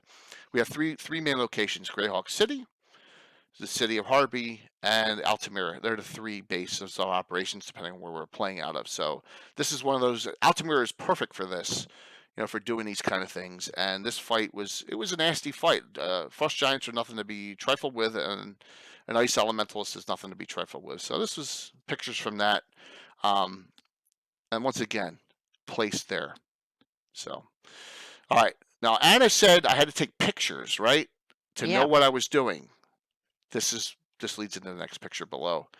This is Winchester's Bulwark. You've seen that on the map. Yes, Andrea Winchester. She's an NPC. All the Winchesters are NPCs. I know Bill's going to go crazy again. We have this big discussion about this. Winchester's Bulwark is on the map here. All right, there it is. Okay, you can see it right across from the battle site. This is the invasion of Winchester's Bulwark. This is a mega event we did, and you can see there's no underlay here. This is last, I think, August, September. This took like multiple weeks. The entire keep was, there was a hidden army came out of the Sus and attacked on two flanks. This was my idea of, I'm going to do the biggest fight I possibly can because I am an idiot, and the rounds are going to take forever. But look at the, I mean, Miniature Building Authority was great. Yes, we got the new high walls, we got the battering rams, we got the towers, we got all this, builded all these cool little other barricades. You have a major battle scene This going was the on. It's like biggest. the I don't know if I'm ever going to do this again. It's like the siege of Minas Tirith or something like it's yeah. Yeah, this one was a monster and a half, and so it was a challenge to say the least. I mean, look at all the giants, and look. I mean, the siege tower is super cool, and it's a heavy duty material. But did you actually roll for all the? Oh yeah. The way I do it differently. I developed a very, very simple combat system that I called surrounding battles. So I only roll initiative and the results for creatures that are engaged with and enemies that are engaged with the players, with the group. The rest of them I use very simple. They use the CR. That's their attack roll, their hit points, their defense, whatever. So they simply, and you can aggregate units. So a dragon that is a CR 20 and you have 20 orcs that are each one CR, they can become one unit. But when they so you simply roll the d20 and you add your CR to the roll, and that's how much damage you do to the opponent, and they simply knock each other out, so to speak. Very simple. We used battle system back in the day, but I used that too, but it was too complicated for me for just running the games. Look at the carnage there. I mean, and of course the thing got set on fire, and that's you'll see in the future scene that area on fire, the wall was destroyed in a future winter scene. But this took multiple weeks. The battle was huge. On our miniature style, you can run stuff like this, but it slows things down. So it took forever. And look at it. I mean, the tower got knocked over. Bill, it was your character that knocked that over, I believe. It looks fantastic. It was a blast. Awesome. We had fun. Mm-hmm. The idea was to take this and lead this into my new group of firsts, which we started January of this year, the Bloodied Brethren, and lead them in and give them a campaign setting for the group of firsts. So the whole idea was, now I'm going to take this and then I'm going to make this a winter scene. Here's the winter scene. Now, and I had to take the pictures from the other one and turn it into the winter scene here. And I put some trees that may not have been there in the previous. Who cares? But I made it look nice. You can see the wall in that area back there. Now, we started our new group of firsts here, and we did a whole bunch of adventures. I know a lot of people watched. We have a fair number of viewers at this point and watching, and so this went pretty well, and this was multiple weeks. I think we did. I'm thinking it was. Bill, what do you think? It was like 8 to 10 sittings of just doing low-level stuff. There's all the dead bodies were burned outside. They put stuff out there. Andrea has lost almost all her troops. There's 8 Orderville guards left. So this was a major humanoid attack from the Pomarsh. Yes, it was a hidden army of Arithmal, and that's where the hidden temple came in. Mm-hmm. Yep. Arithmal, that was led on by actually the Dark Brotherhood, an antithesis in our campaign. One of the adventures. Look at that wall. Yeah, you like that? I'm sorry, that looked fantastic. Thanks. Wow. Yep. Yeah, so Bill's character Shashar actually held that side. So they got conscripts, they got some dwarves from Lord Koppel in the back. They're trying to fix this wall, and of course, it's not going to be that simple for low-level characters. There's going to be a fight, and so there's another cool scene. I tried my best to really make this as detailed as possible to make to make it just a fun time. You don't see any PCs in this picture yet, but you're going to see them in a second. And then of course here they come, goblins and kobolds and stuff. Led by a specialty priestess of Arithmal, who was the last one left standing for the baddies. So it was a smaller group that was left. It was a remnant of the army. Of that army that was destroyed, that kind of reformed, and they're going to now try and take advantage of this wall opening before it gets fixed. And that was this is probably like the 5th or 6th adventure for these low-level characters. So I really drug out low-level development at this point. Mm-hmm. And here they come. the conscript and prisoners that are helping fix the wall, a lot of them are in trouble. So, and notice that fire, that's by Bill, that little mini campsite thing. Is that an LED thing in there? Yes, it's a tea light. It's a tea light, I believe that one. Yeah, that's Bill's. Yeah, it looks so fantastic. The same thing with the fires on the walls and then the houses and stuff. That looks Looks absolutely It does. gorgeous. A lot of this stuff I know Bill's learned from some of the other, like DM Scotty and some other ones. All right, look at the carnage there. That is this. Oh, The yeah. woman with the two-handed hammer is the specialty priestess of Rethanol. These are player characters around her near the end. There's an explosion. They had some goblins that had detonator packs that came and were going to blow themselves up at the wall. So yeah, as you can see, they wanted to make more damage. You can see the big splat mark back there. It was a blast. It was a good one. But Mm-hmm. I wanted to, just show that we took it from a major invasion and turned it into an entire new low-level character development arc, where we have trainers here that are actually player characters. Walt's, one of Walt's mages, is the mage trainer here, and Tom's Ace Broadhead is the archer trainer here. So there's actually trainers now in the keep, and that's how I figured, hey, this is how we develop it. Bill's character Aelwyn has his 9th level ranger, is the head of the first Ulek Pathfinders, which allow them and they do adventures. And matter of fact, they do adventures that Carlos Lysing wrote for us out of Oh, this so one of area. his. Mm-hmm. 3. He wrote 3 adventures for us in this area. Wow. We'll discuss them in a second. But look, I Yeah. just like dead figures out on the pictures, guys. I mean, dead figures are fun. So, Yeah. does anyone have any questions or comments from the audience? I know I'm babbling a lot about this. Oh, but this is so cool because now I get a chance to learn some of it, and I must say I love that broken wall. That looks fantastic. Is that stratagem? Man, that's Miniature Building Authority. All the castle wall. Yeah. Oh, okay. So Miniature Building Authority, I've been using since 2002. I'm gonna give a little plug here. They are Kirk is a great guy, and they were our first ever sponsor. They came right on early on when we had like almost no viewers. They were on back then because I knew Kirk back in the day, and I love their stuff. That looks absolutely gorgeous. Yeah, does it come painted or is it just... all comes painted? Oh wow! Buildings, even everything. that's even more impressive. Yeah. Yes, and it's all resin too, so it's durable. Yep. It's durable, and Kirk, I have to say, I'm not getting paid to say this. No, none of us are getting paid. Yeah, so I'm just genuinely curious. Yep. Kirk gives us $100 in gift certificates every quarter to give away. We do $75 for subscribers and $25 for followers every quarter.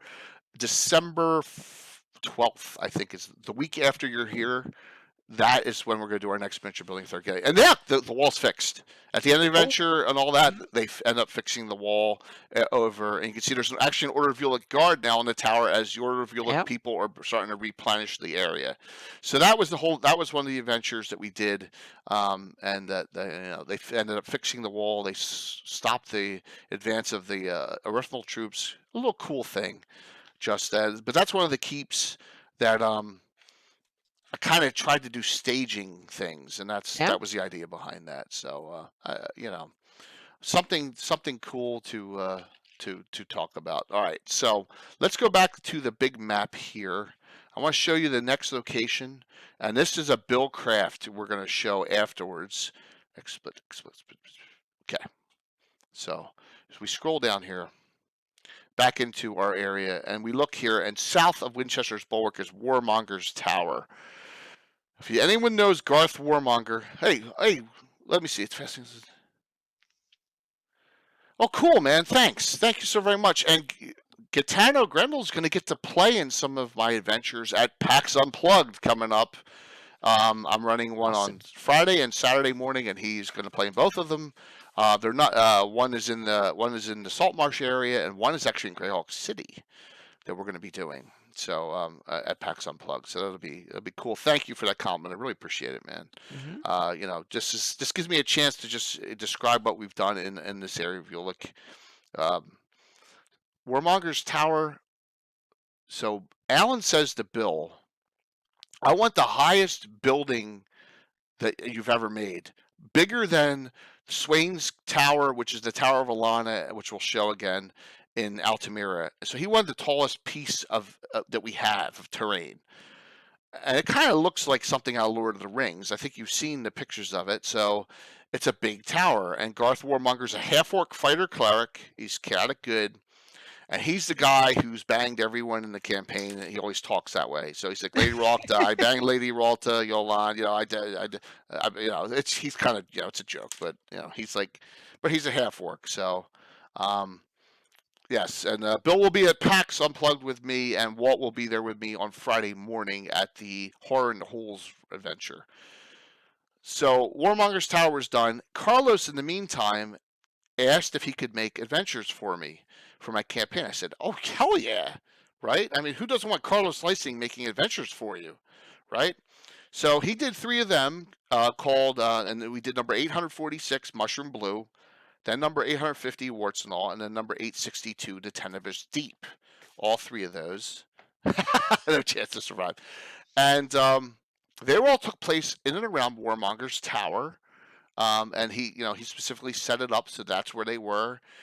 They're available in PDF. And hint, guys, Carlos will be on Legends and Lore second episode of our season. Yes, to talk about next this week. stuff. The week after next, yeah, a week from Wednesday. All right, let me hop back here, and he'll be discussing all this. So a little foreshadowing here. All right, let me go back to Warmonger's Tower here. I'm gonna guess right here. Preview update. We gotta go a little further. This is a complete custom craft by Bill. Okay. I think I got 3 pictures, Bill. There it is. Okay. That's Warmonger's Tower. All right.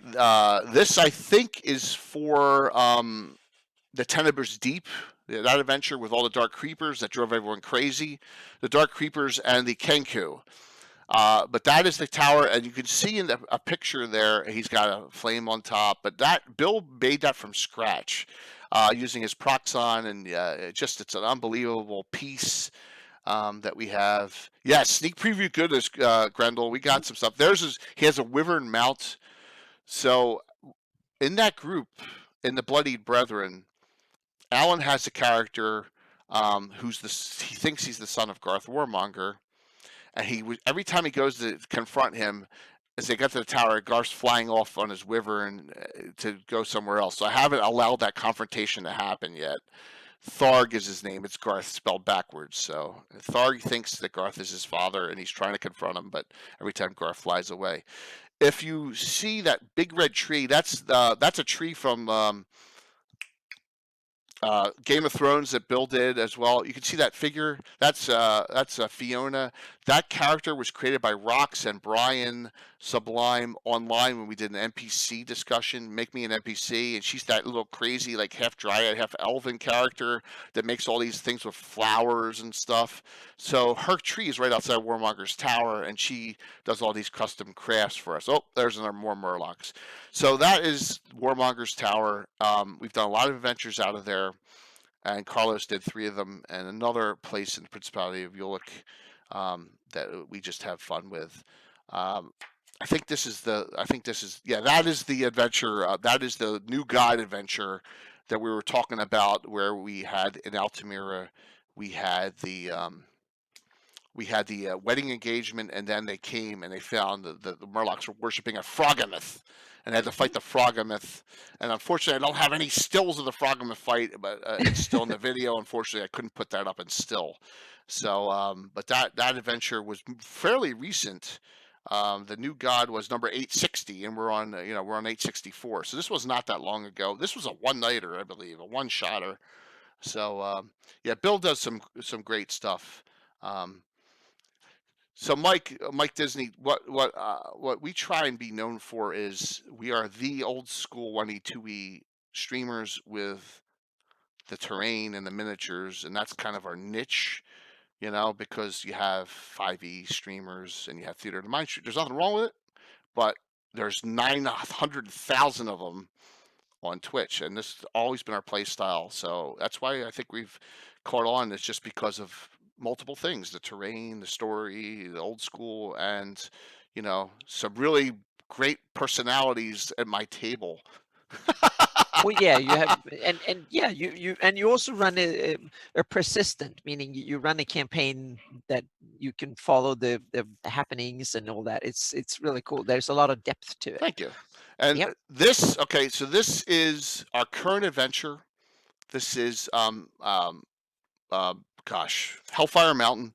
That is all Okay. custom craft by Bill. It's on GeoHex, which is an old. We used it for BattleTech back in the day. I've used it a long time. There's a Reaper. The Obsidian Crypt is up there too. All that stuff you see in Winter Scene, that's all custom craft by Bill. I think he took some stuff from Michaels and flocked it up better, and he built that from scratch. That whole mound. Yeah, you can see this is all. I have old in the distance. You can see I have old Dwarven Forge. I don't like the new stuff. It's too small and compact. I like the stuff where you can customize it a little bit more. But that's all Bill's doing as well, and we try and do that with every adventure. We will continue this adventure on Thursday night, and I'll have some announcements about that at the end. Where are we time-wise? Wow, okay, cool. Yeah. So, a couple of things that are not on my map that Anna put on hers. We need to get. And let me pop this back. I'm going to go back to the big one. I think this will be the last time I go back here. Unless someone has a question. Well, yes, personalities. Absolutely. Unless someone has a question, I will. I think this will be the last time we go back to these. Okay. All right, this one. We did an adventure that was a publication out of an old series of an old magazine. It was called The Hidden Temple Original. It took Bill.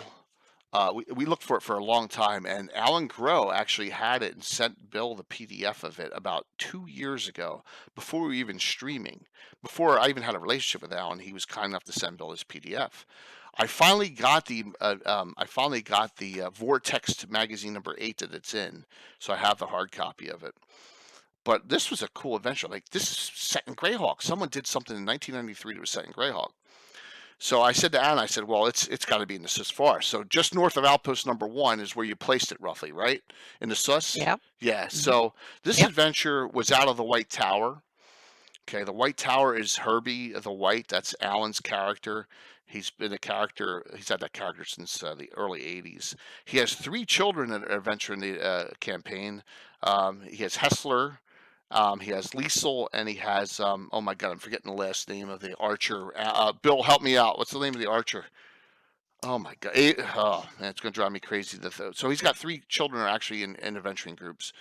But there was raiding go along between Outpost number 1 and Thunderstrike. This Hidden Temple of Rithmal's up here. This is the source of a lot of the issues. So, the adventuring group, once again, the Bloody Brethren / First Ulek Pathfinders went up here, and they did some adventuring in that area. They found another group of adventurers out of Thunderstrike called the Principality Pioneers. It was a 4-man group. Actually, it was 1 man and 3 women. And they knew where it was. They also warned the Order of Ulek people that the prince was considering attempting to annex Outpost number 1. So that word got back. I will see what I'm about to do. Am I about to put Principality of Ulek dwarves against Order of Ulek people? I don't know. We'll see. What do you think, Anna? Yeah, that's a tricky one. You have to choose your enemies wisely, so to speak, for a campaign. But yeah. So I like throwing out those little mini Easter egg / foreshadowing things. It could be 10 years from now. You run a sandbox just like me. So I put up like all sorts of stuff then and see what the players will hang on to, so to speak, or what they were interested in, and all of a sudden something that was just a little bit of a side show that I never thought would catch on becomes a major theme later on. So it's a good thing to have a lot of potential enemies and reason for conflict and stuff that you can play with. And it's always much fun to have something that is grounded in things that happened previously, because I think it's so cool to realize, oh, that was because of this happened before. Now this happens in the future and stuff. So it's a great way of having a sandbox.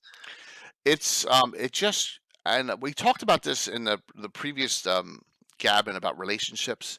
It's another way to make the campaign feel alive and breathing. And Bill Sesharskorn, who's was on last week, he'll tell you that, when I did The Crown, when Salem made me do it, one of his player characters, I turned evil, and I took it over. His player character was an NPC for a while as he tried to take Mm-hmm. over all of Greyhawk City.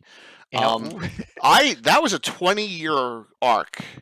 I put that down in like the mid 90s to start that Yeah. chain of that arc chain, and we finished that in like 2012, 2013. That arc. So I am not beyond just throwing out that little Easter egg with them saying, "Oh, they've heard rumblings that the prince sees a weakness now and is about to attempt." We'll see. They can think about that, you know. Yeah. But I like having. I just enjoy.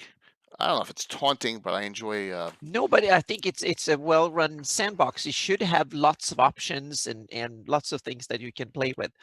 And like you say, that makes the world alive. It's like when Thank you you. come back to a town or a village again, something a little bit should happen. There should be inhabitants that do things, and everything that is there should be there for a reason. Meaning, people, monsters, or whatever it is, should have kind of a home. And there's few exceptions. You have the kind of the complete weirdness in a fantasy world too. That Yeah, that's also true. needs to be there, but that should be a icing on the cake, so to speak.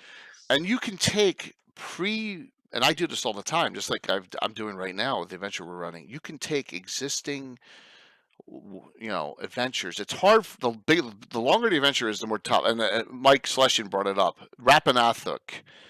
Placing Yeah. that somewhere, you got to place that somewhere remote, I think, right? Yeah. Just, Yeah, it depends on how much you take, meaning you Yeah. can read it through and just take the idea and then do it. Or you can take some locations out of an adventure, or you can take some of the monsters or NPCs, or you can take the whole thing and rename it and put it in. So it's a scale from just using the idea to using the whole thing, whole hog as written, so to speak. So it's up to you what you want to do with it. Yeah. And that's the cool thing is, as a DM, you get to pick and choose what you use, where you do, how you Yep. edit it, what you do Yep. with it. I throw in a mystery adventure sometimes where I'll run a classic module that they've run before. I'll Oh. change it around a little bit, and I'll put it somewhere else. The last one I did was Baltrin's Beacon. I Oh. put it in the Mist Marsh outside Greyhawk, Yeah. and that was before we were streaming. That's all, so it was a year and a half, 2 years ago. But I'm not. Yeah, that exactly. That there you go. Will says talking about Rapid Yeah. you got to figure out places, but the small one-offs. There's great things. There's great content out there, and we all have real lives, and we all are busy. And sometimes it's not a bad thing to in your campaign to rely on someone else. Like Mark's running Gates of Firestorm Peak now, which is cool. He's running that one almost verbatim, but he's running it, and he put it in the Lortmil Mountains and to the northeast. Yeah. And so you can do that with places. Yeah, I want to bring. Go ahead. Oh, go on. No, absolutely. absolutely. I was going to say it also depends on the play style when you're running games. You Yep. can either run both Jay and me. We are very sandboxy. It would be meaning I stake out a little area and then I run adventure after adventure, and I simply play in that area usually and detail it down to the minute little villager. But you can also run modules set in different areas and then simply transport to say that now you travel for a couple of months in between sessions and then you run an adventure set somewhere else. So you can run campaigns very differently. You don't have to run them sandboxy. You can take a whole adventure path and set it somewhere and then run it, and then wait a few months or a few weeks and then read another adventure path and set it somewhere else. So you can hop from one adventure to another, and there are some awesome ones if you take like the Temple of Elemental Evil, the Slavers, the and others, Scourge of the Slave Lords, and the so there are some, and Vault of the Drow and stuff like that are already written. You can jump between these modules and play for years without having to develop any particular area to the ninth degree, so to speak. It's about how you want to run things. So, Brian Sublime, I see you on, but you may be lurking. If you are on, let me know because I'm going to bring up something here quickly because I don't want to ruin it for a future L&L show. And so the example that he's done is he's now working on our classic Tomb of the Lizard King, but it's 40 years later. So I'm just going to throw that out there, and that's another example. You can take an existing module and make it in the future, and have repercussions off of it too, is an idea. Yep. So okay, so that will be on a future Legends and Lore that I've got an idea for, and that will be titled something like this: Salt Marsh, Then and Now. Okay, so we'll do something like that where we'll talk about what's going on in the Salt Marsh area with the 5e books and what's going on in the past and what's going on in the future and stuff like that. So we get the 1e, 2e, 5e, all the different ideas thrown out there down the road, of course. So let's talk about Altamira real quick. This that you see is the nicest piece I think we have. This was custom done by a company called Stellarian Games, which is no longer around. But we wanted to have Swain, which is Mark's character, he's dead again, but his children, he's dead again. His children named Gilthanas and Alicia Markham. I NPC them. Gilthanas is one of the 3 most hated characters in the campaign. This is the Tower of Alana, and you can see why. It's got the fletchings on it. This is all custom crafted by them that we did. So one of the first pieces we had commissioned out, and so that is the center of right smack dab, and this is how bad my map is of Altamira. Right smack dab in the middle is the Tower of Alana, along with all the Cavalier old Knight of York towers in here. Let me tell you something. I've been trying for months to find. It's tough to get a cartographer. It's tough. It's really tough to do that. To get one that is not that is free at all. So I'm working. Well, I have a 2-year pipeline. Yeah, that's the problem. If I need to take on something now, we're talking 2021. So yeah. Exactly. Bill, you're mean, man. That's so mean, man. Saying that about Swain. And I guarantee you, Swain is dead, but he'll be back. Because if you remember, what was a rumor at the engagement party? There was a big rumor that was floating around in Altamira about Swain. And so if anyone remembers that, they can put it in there. But there's a rumor about Swain that he is something. So these are some pictures of Altamira and some buildings. We did these in a discussion previously, and there's the Altamira Bounty Hunters Guild. Those are active PCs and NPCs, all figures of them. We have mercenary groups in Altamira. This is the listing of all the mercenary groups ranked. Most of these are player character groups. So 1, 2, 3. The first, there's, oh my God, Bill, we have 7 now.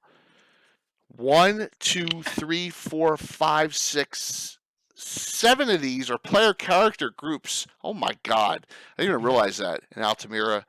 Right now we're doing the Huntsman, the group on Thursday nights right here. They're 3rd highest because they're directly tied into the Bounty Hunters group. And they adventure in this area, and they adventure in the county of Ulek. They adventure in the Duchy of Ulek. They were the ones that found Harus Harn back in the day. There's all sorts of things going on. And there's our 2 favorite NPCs. Anna, you said they were the 2 best ever. Papa, yes. Poo and Kaka are there. Poo and Kaka, yeah. Oh yes, they awesome. Showed up Thursday night as well. Yes, I was just going to ask, are these the notorious? Yep. Yeah. It's awesome. They were created 30-some years ago. So they're Mm-hmm. Plus all the other things going on. So look at that. Perfect timing for announcements. So guys, if you have any questions, I know this is just some ideas. Take your own campaign at Greyhawk and make it your own. Just make it your own. We freely give out any classes, any ideas we have. I'm more than willing to share with what we do. If you want to implement a part of something that we do and yours, please just feel free to ask. So, Mike, thank you. Mike, this is how it's been. We were in the dark, Mike, 38 years until May of 2018 when we started streaming. And now, I didn't know Anna. Anna thought I was a Canadian dude. Yeah, I saw I heard some story of. I actually met. This is kind of an interesting. I met one of Marco. I think it was 2 years ago at Gen Con. He came up and talked to me and said that they are running that awesome campaign, and we had a wonderful conversation, like 10-15 minutes or something. But I didn't know who he was. He probably mentioned Jay by name, but I forgot about that. And then it was like a year later or something. I saw this story of the most. The D&D campaign that was the longest running, and they had it was a YouTube video from some channel, and they showed an awesome basement or garage or something with thousands of figures and whatnot, and he's been running for like 38 years or whatever he was. And so I thought that was him, and so I tried to put the two and two together, and so on and so forth. Then I found out that no, it was Jay. So that was, yeah. So then I kind of put two and two together. So it was kind of a little bit of had a fun sidetrack there. Yeah. It's so funny that and we talked about this, is that we just were in our little enclave all that time. Yeah. And I'm so happy the way things are going now that we've gotten out me, of me it. too. It's Yeah. I've got so many friends, and now thanks to me being able to do, thanks to my patrons and the commissions that I do, I can do this full time. So doing maps, and one of the things that I'm going to do a slight revamp on my Kickstarter my Patreon for next year, and so one of the things that I want to put more into, I want to put more of my campaign material and stuff, and I did a little bit of it now, but I will put more on my Patreon, and therefore later on it will be on my website for everyone. So I'm not much of a writer, that's my problem. So it's a bit of a hurdle, but I'm going to put more stuff. I had a little bit, I got my feet wet when I did the little piece about dragons for a few weeks ago, and it was really well received. So that gave me the incentive to do more stuff, that take more of my notes and stuff and write it. So it's wonderful. So thank you again for everyone who gives cheers, support, and all that. It's fantastic. Now you get to hear the even better news. Okay, so announcements. Where do you hear this Yeah. lineup coming this next week or so? Yeah. It gets even better because we'll start. We're going to jump to next week's Gabbin. Okay, first. Next week's Gabbin, we have a return. Leonard Lakofka is returning to Mentioned Gabbin. him. Yes. Okay. Myself, Anna, and Brian will be on with him, so that we, one of the legends of D&D, good old Leonard. He's going to do some town creation in his Rotic, and maybe even Lender Isle. He's going to show how he makes stuff. And yes, I cannot wait for Leonard to come back on, because this is going to be a lot less structured than last time. It was questions and answers. We may have some of that. But Leonard's just going to go from the hip on what he's going to be doing with making towns. Yeah, he's created some cool stuff. Yes. And for upcoming modules and stuff that I'm not really sure in what way they will be published and run and stuff, but that was something we will hopefully get answered. Right. And he sent me some material, so I have some stuff already, and I got to break it down for next week's Gabbin. But at the same time, 7:30 p.m. EST. I'm hoping to have him for the full 2 hours. We know how Leonard is. If he says an hour and a half and he's done, we'll fill the time. Don't worry about that. But and the towns and other stuff that he's created will be on future editions of my map too. So I've already collaborated with him on the fact. So there's some cool stuff coming that way too. Yes, and Leonard is. Leonard is. He's fantastic. Yep. He's got classes that the archer is Leonard's, the death master is Leonard's, setting traps skills is Leonard's, all the L series, all this great. It's all Leonard. There's monsters like the Stone Guardian and oh God, and what's the one with four stalks, Bill? Oh my God, the ones from Nirvana, the Beholder. The Grell? The beholder with four stalks. That's Leonard as well. Spectator's Leonard. They're all Leonard Lakofka. A lot of people don't even realize it. So yes, it'll be a great show. All right. So that's Sunday. I jumped ahead. So but that's good. That's it. Yeah, I wanted to get on the Gabbin here. So Legends and Lore is now, as of Wednesday. Legends and Lore will be here on the Lord Gazumba channel for its 4 seasons starting Wednesday. And here is we're going to have Mike. I will be on for this one as well. I may not be on for everyone depending on work schedules and life schedules, but this one I'll be on for. Yeah, that was one of many reasons for us to want to Mike and me to move the show to Lord Gazumba, because you have a bigger audience, and the Greyhawk channel is unfortunately in hiatus, so we needed a new home, and also that already collaborating on so many other stuff. So it's kind of was a natural home to move it to, and also we can tell there might be a few in the audience who haven't watched the Legends and Lore show. So the difference between Legends and Lore and Gabbin is that Legends and Lore, we don't talk about any specific Greyhawk campaign. We talk generally about Greyhawk as written, and it's been in the modules and in general community Greyhawk. So we try to keep an eye on what's the stories and Greyhawk from the beginning, the early times, and back in the day when it was only the box set and nothing else, to the latest when you have a ton of stuff. Living Greyhawk, you have 5th edition stuff, 3rd edition stuff, and a lot of fan-made stuff. We try to have people on, and Mike Bridges and me, we've been on the Greyhawk scene for about 20 years each now. So we've kind of lived a little bit in this community and environment. And I worked on my maps, and Mike have done his blog for years now. So we try to use our research and contacts with friends and stuff. So I think that Jay is an awesome co-host of this show too. And that also means that from now on, there will be 2 of us that can run the show. We can both broadcast. Yeah, that might be Mike, Yeah. Jay, and me. We can be replaceable. So sometimes it will be both of us. Some weeks it will be Jay, and some weeks it will be only be me with Mike.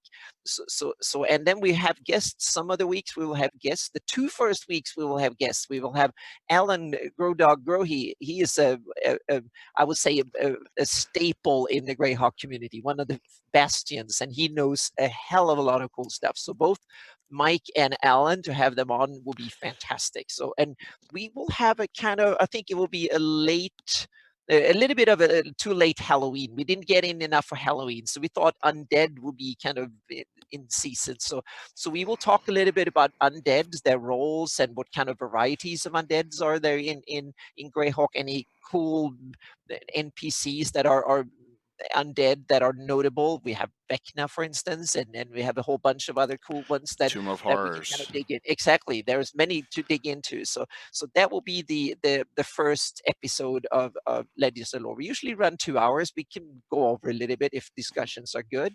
So please come in and correct us and add stuff and ask questions and so on. But it's a generic Greyhawk show. That's what we want to have it, but and reach in. And of course, Jay will talk about his campaign, and I will talk about my stuff, and Mike will talk a little bit about his stuff. But that will be as versions, and then we will try and talk about the generic Greyhawk and stuff, and what you can do with it and stuff. So it's been great. We've done almost 40 episodes now, so it's like almost, so it's like 30 something episodes. So this is for season 4. So yeah. It's going to be great. Alan has agreed to come on, and Alan is, Yeah. the Grow Dog is one of the old school Oh yeah, guys he's who awesome. knows Yeah. a lot. And we did a dragon show, a Gabbin, where we did dragons with Alan and Mike. And it was almost like a Legends of Lore, but that's the cool thing is we got some interchangeable things going on between the 2 shows, which is awesome. So look for this Wednesday night, 8 p.m. Eastern EST.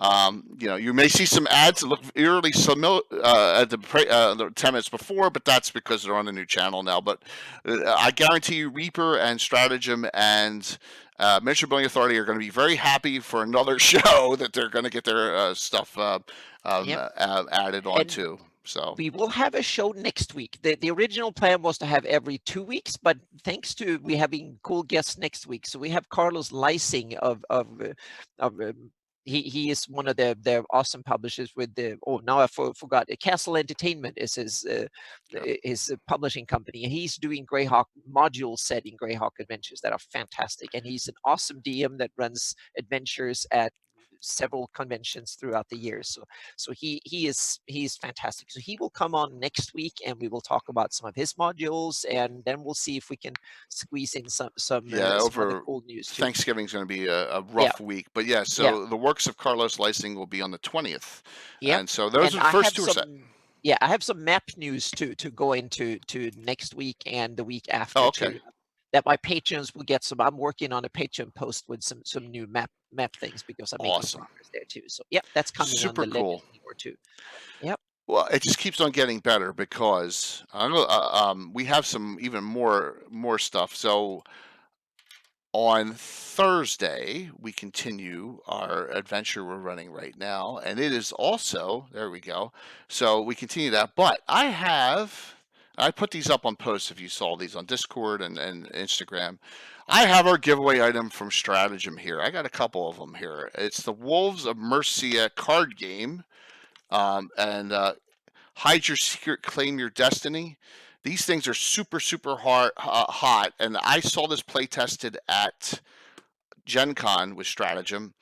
And everyone loved it. So subscribers auto signed up for one giveaway, and then followers and subs who do the drawing online will be set for another one. So I'm going to be giving away these two this Thursday night on our stream, on our normal game stream, which Reaper has rated 3 times. So if I get Reaper rating in there, it'll be even, who knows if it's gonna, it'll be crazy. I'll give away some Reaper miniatures too if we do that. But so the monthly Stratagem giveaway now is a really super cool. Yes, a new game. It's a card game. It's awesome. So look for that on Thursday. So a little tidbit of a giveaway. And then Mark goes up a week from Monday, and I have to do this for Tim because he's. We'll talk about PAX Unplugged, and we'll call it. Tim's next Saturday night special is the week after PAX Unplugged. It's Saturday, December 14th. Tim's City State of the Invincible Overlord campaign continues then. Tim DMs on the channel every 2 to 3 months now, and we'll continue that with that super high level, and that's really nasty. That's nasty stuff with him doing it. But the last thing is PAX Unplugged is right around the corner. Yeah. Mm-hmm. I have on my events, I have an adventure set already, and I have Bill Seshar scoring to Build a Master Crafter making stuff for it already. Anna should more than likely will be in my basement playing with my group. Yes, I hope that, because I will be at PAX Unplugged this year too. I will work at the Sirenscape booth. So if you want to grab a hold of me, that's a good place to ask, because I will be there some hours every day, and I will bring my laptop. So there will be some really, if you want to see my latest work, you can come by the booth and show some of it. And there will be some new cool things that I will probably only have shown to my patrons before then. So we'll see. Yep.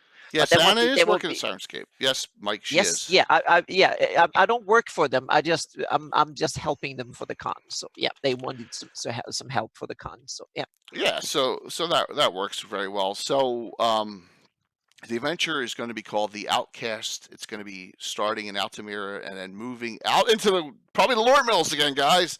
And it'll be for like 4th and 5th level characters. I got to get Anna to figure out what character she's going to play for that. And there's a chance Alan Grow will be here too. So because Alan says now he's going to. Hopefully none of his relatives hear this because it's a surprise on him. Alan, there's a great chance that you may have seen that in some of the posts. Alan may be here at PAX Unplugged as well. He's from New Jersey, and but he may be here that night as well. So it'll be a blast if we can get that. So I'll be DMing Thursday night, Friday morning, Saturday morning. Wow, it's gonna be a yes, it's gonna be cool. So that's what's going on, guys. Yeah. Look at that, 9:30 on the nose. Boom.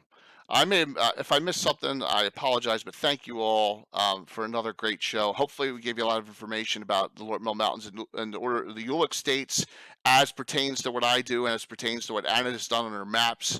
Like I said, the maps, they're available. Anything new changes, Patreon get them first, but Anna can, they're out there. They will be on my website. So eventually, so it might take a month or two for new stuff to get there. So it's available first to my patrons, and so that's basically the 2 bonuses. If you're my patron, you get some stuff done early, and you can get some personal customizations. I did one today. I did a special PDF I did 2 special custom maps for my patrons. And you also get to tell me what to work on as a patron, and you get to see things first. But all my Greyhawk work becomes Creative Commons free for everyone to use. And and thank you, Mike Disney, for signing up for Anna's Patreon. Yes, thank you so much. It's the best $5 a month you can spend, guys, in the world to get access to all this. I mean, my gosh, So I'm going to end it with showing you the Stratagem giveaway again, and then going to my ending NBA thing, which will have, it won't say Thursday night now, it says Wednesday night. A little bit of a change finally coming up here. So thank you all. I appreciate it. And we always talk over the ending anyway. So guys, see you all. And it's only 3 days now, not 4. So See you in a bit here. Let me see if I can make sure I hit the right button here. Yeah. I always hit the wrong buttons on this. I have a strategy You for have about. so many buttons on yours. All right, so this is the Wolves of Mercy card game, guys. It's given away on Thursday. All right, and then we'll go to our ending screen. And thank you all. Yeah, thank you so much.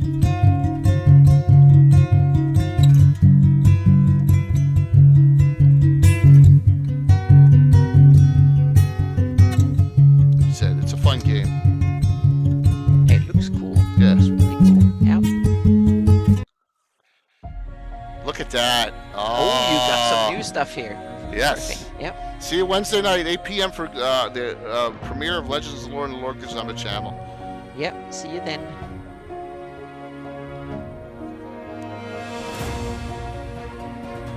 By the way, I will be getting some more Harbor Town from, we have like 5 pieces, major pieces, but Lucky Kraken we have. We're going to get some more, and I'm going to use it in Harby and use it in some other locations as well, but we're going to get a couple more pieces of the Harbor Town, which we love to use, man. It's so awesome. I have that underlay, the waterway, it just makes it even look that much better, so. Yeah, NBA is awesome. Awesome company.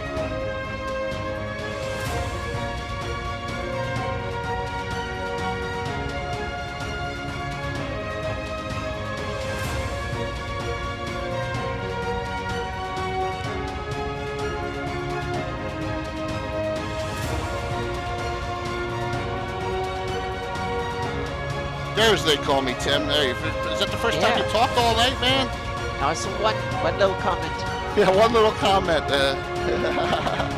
He's doing a lot of prep work for his city state. I know he's working on a custom proficiency system for like the Dungeoneer Survival Guide and Wilderness Survival Guide stuff he likes to use. He's working on that, so it's cool. All right, guys. See you all Wednesday. Have a good one.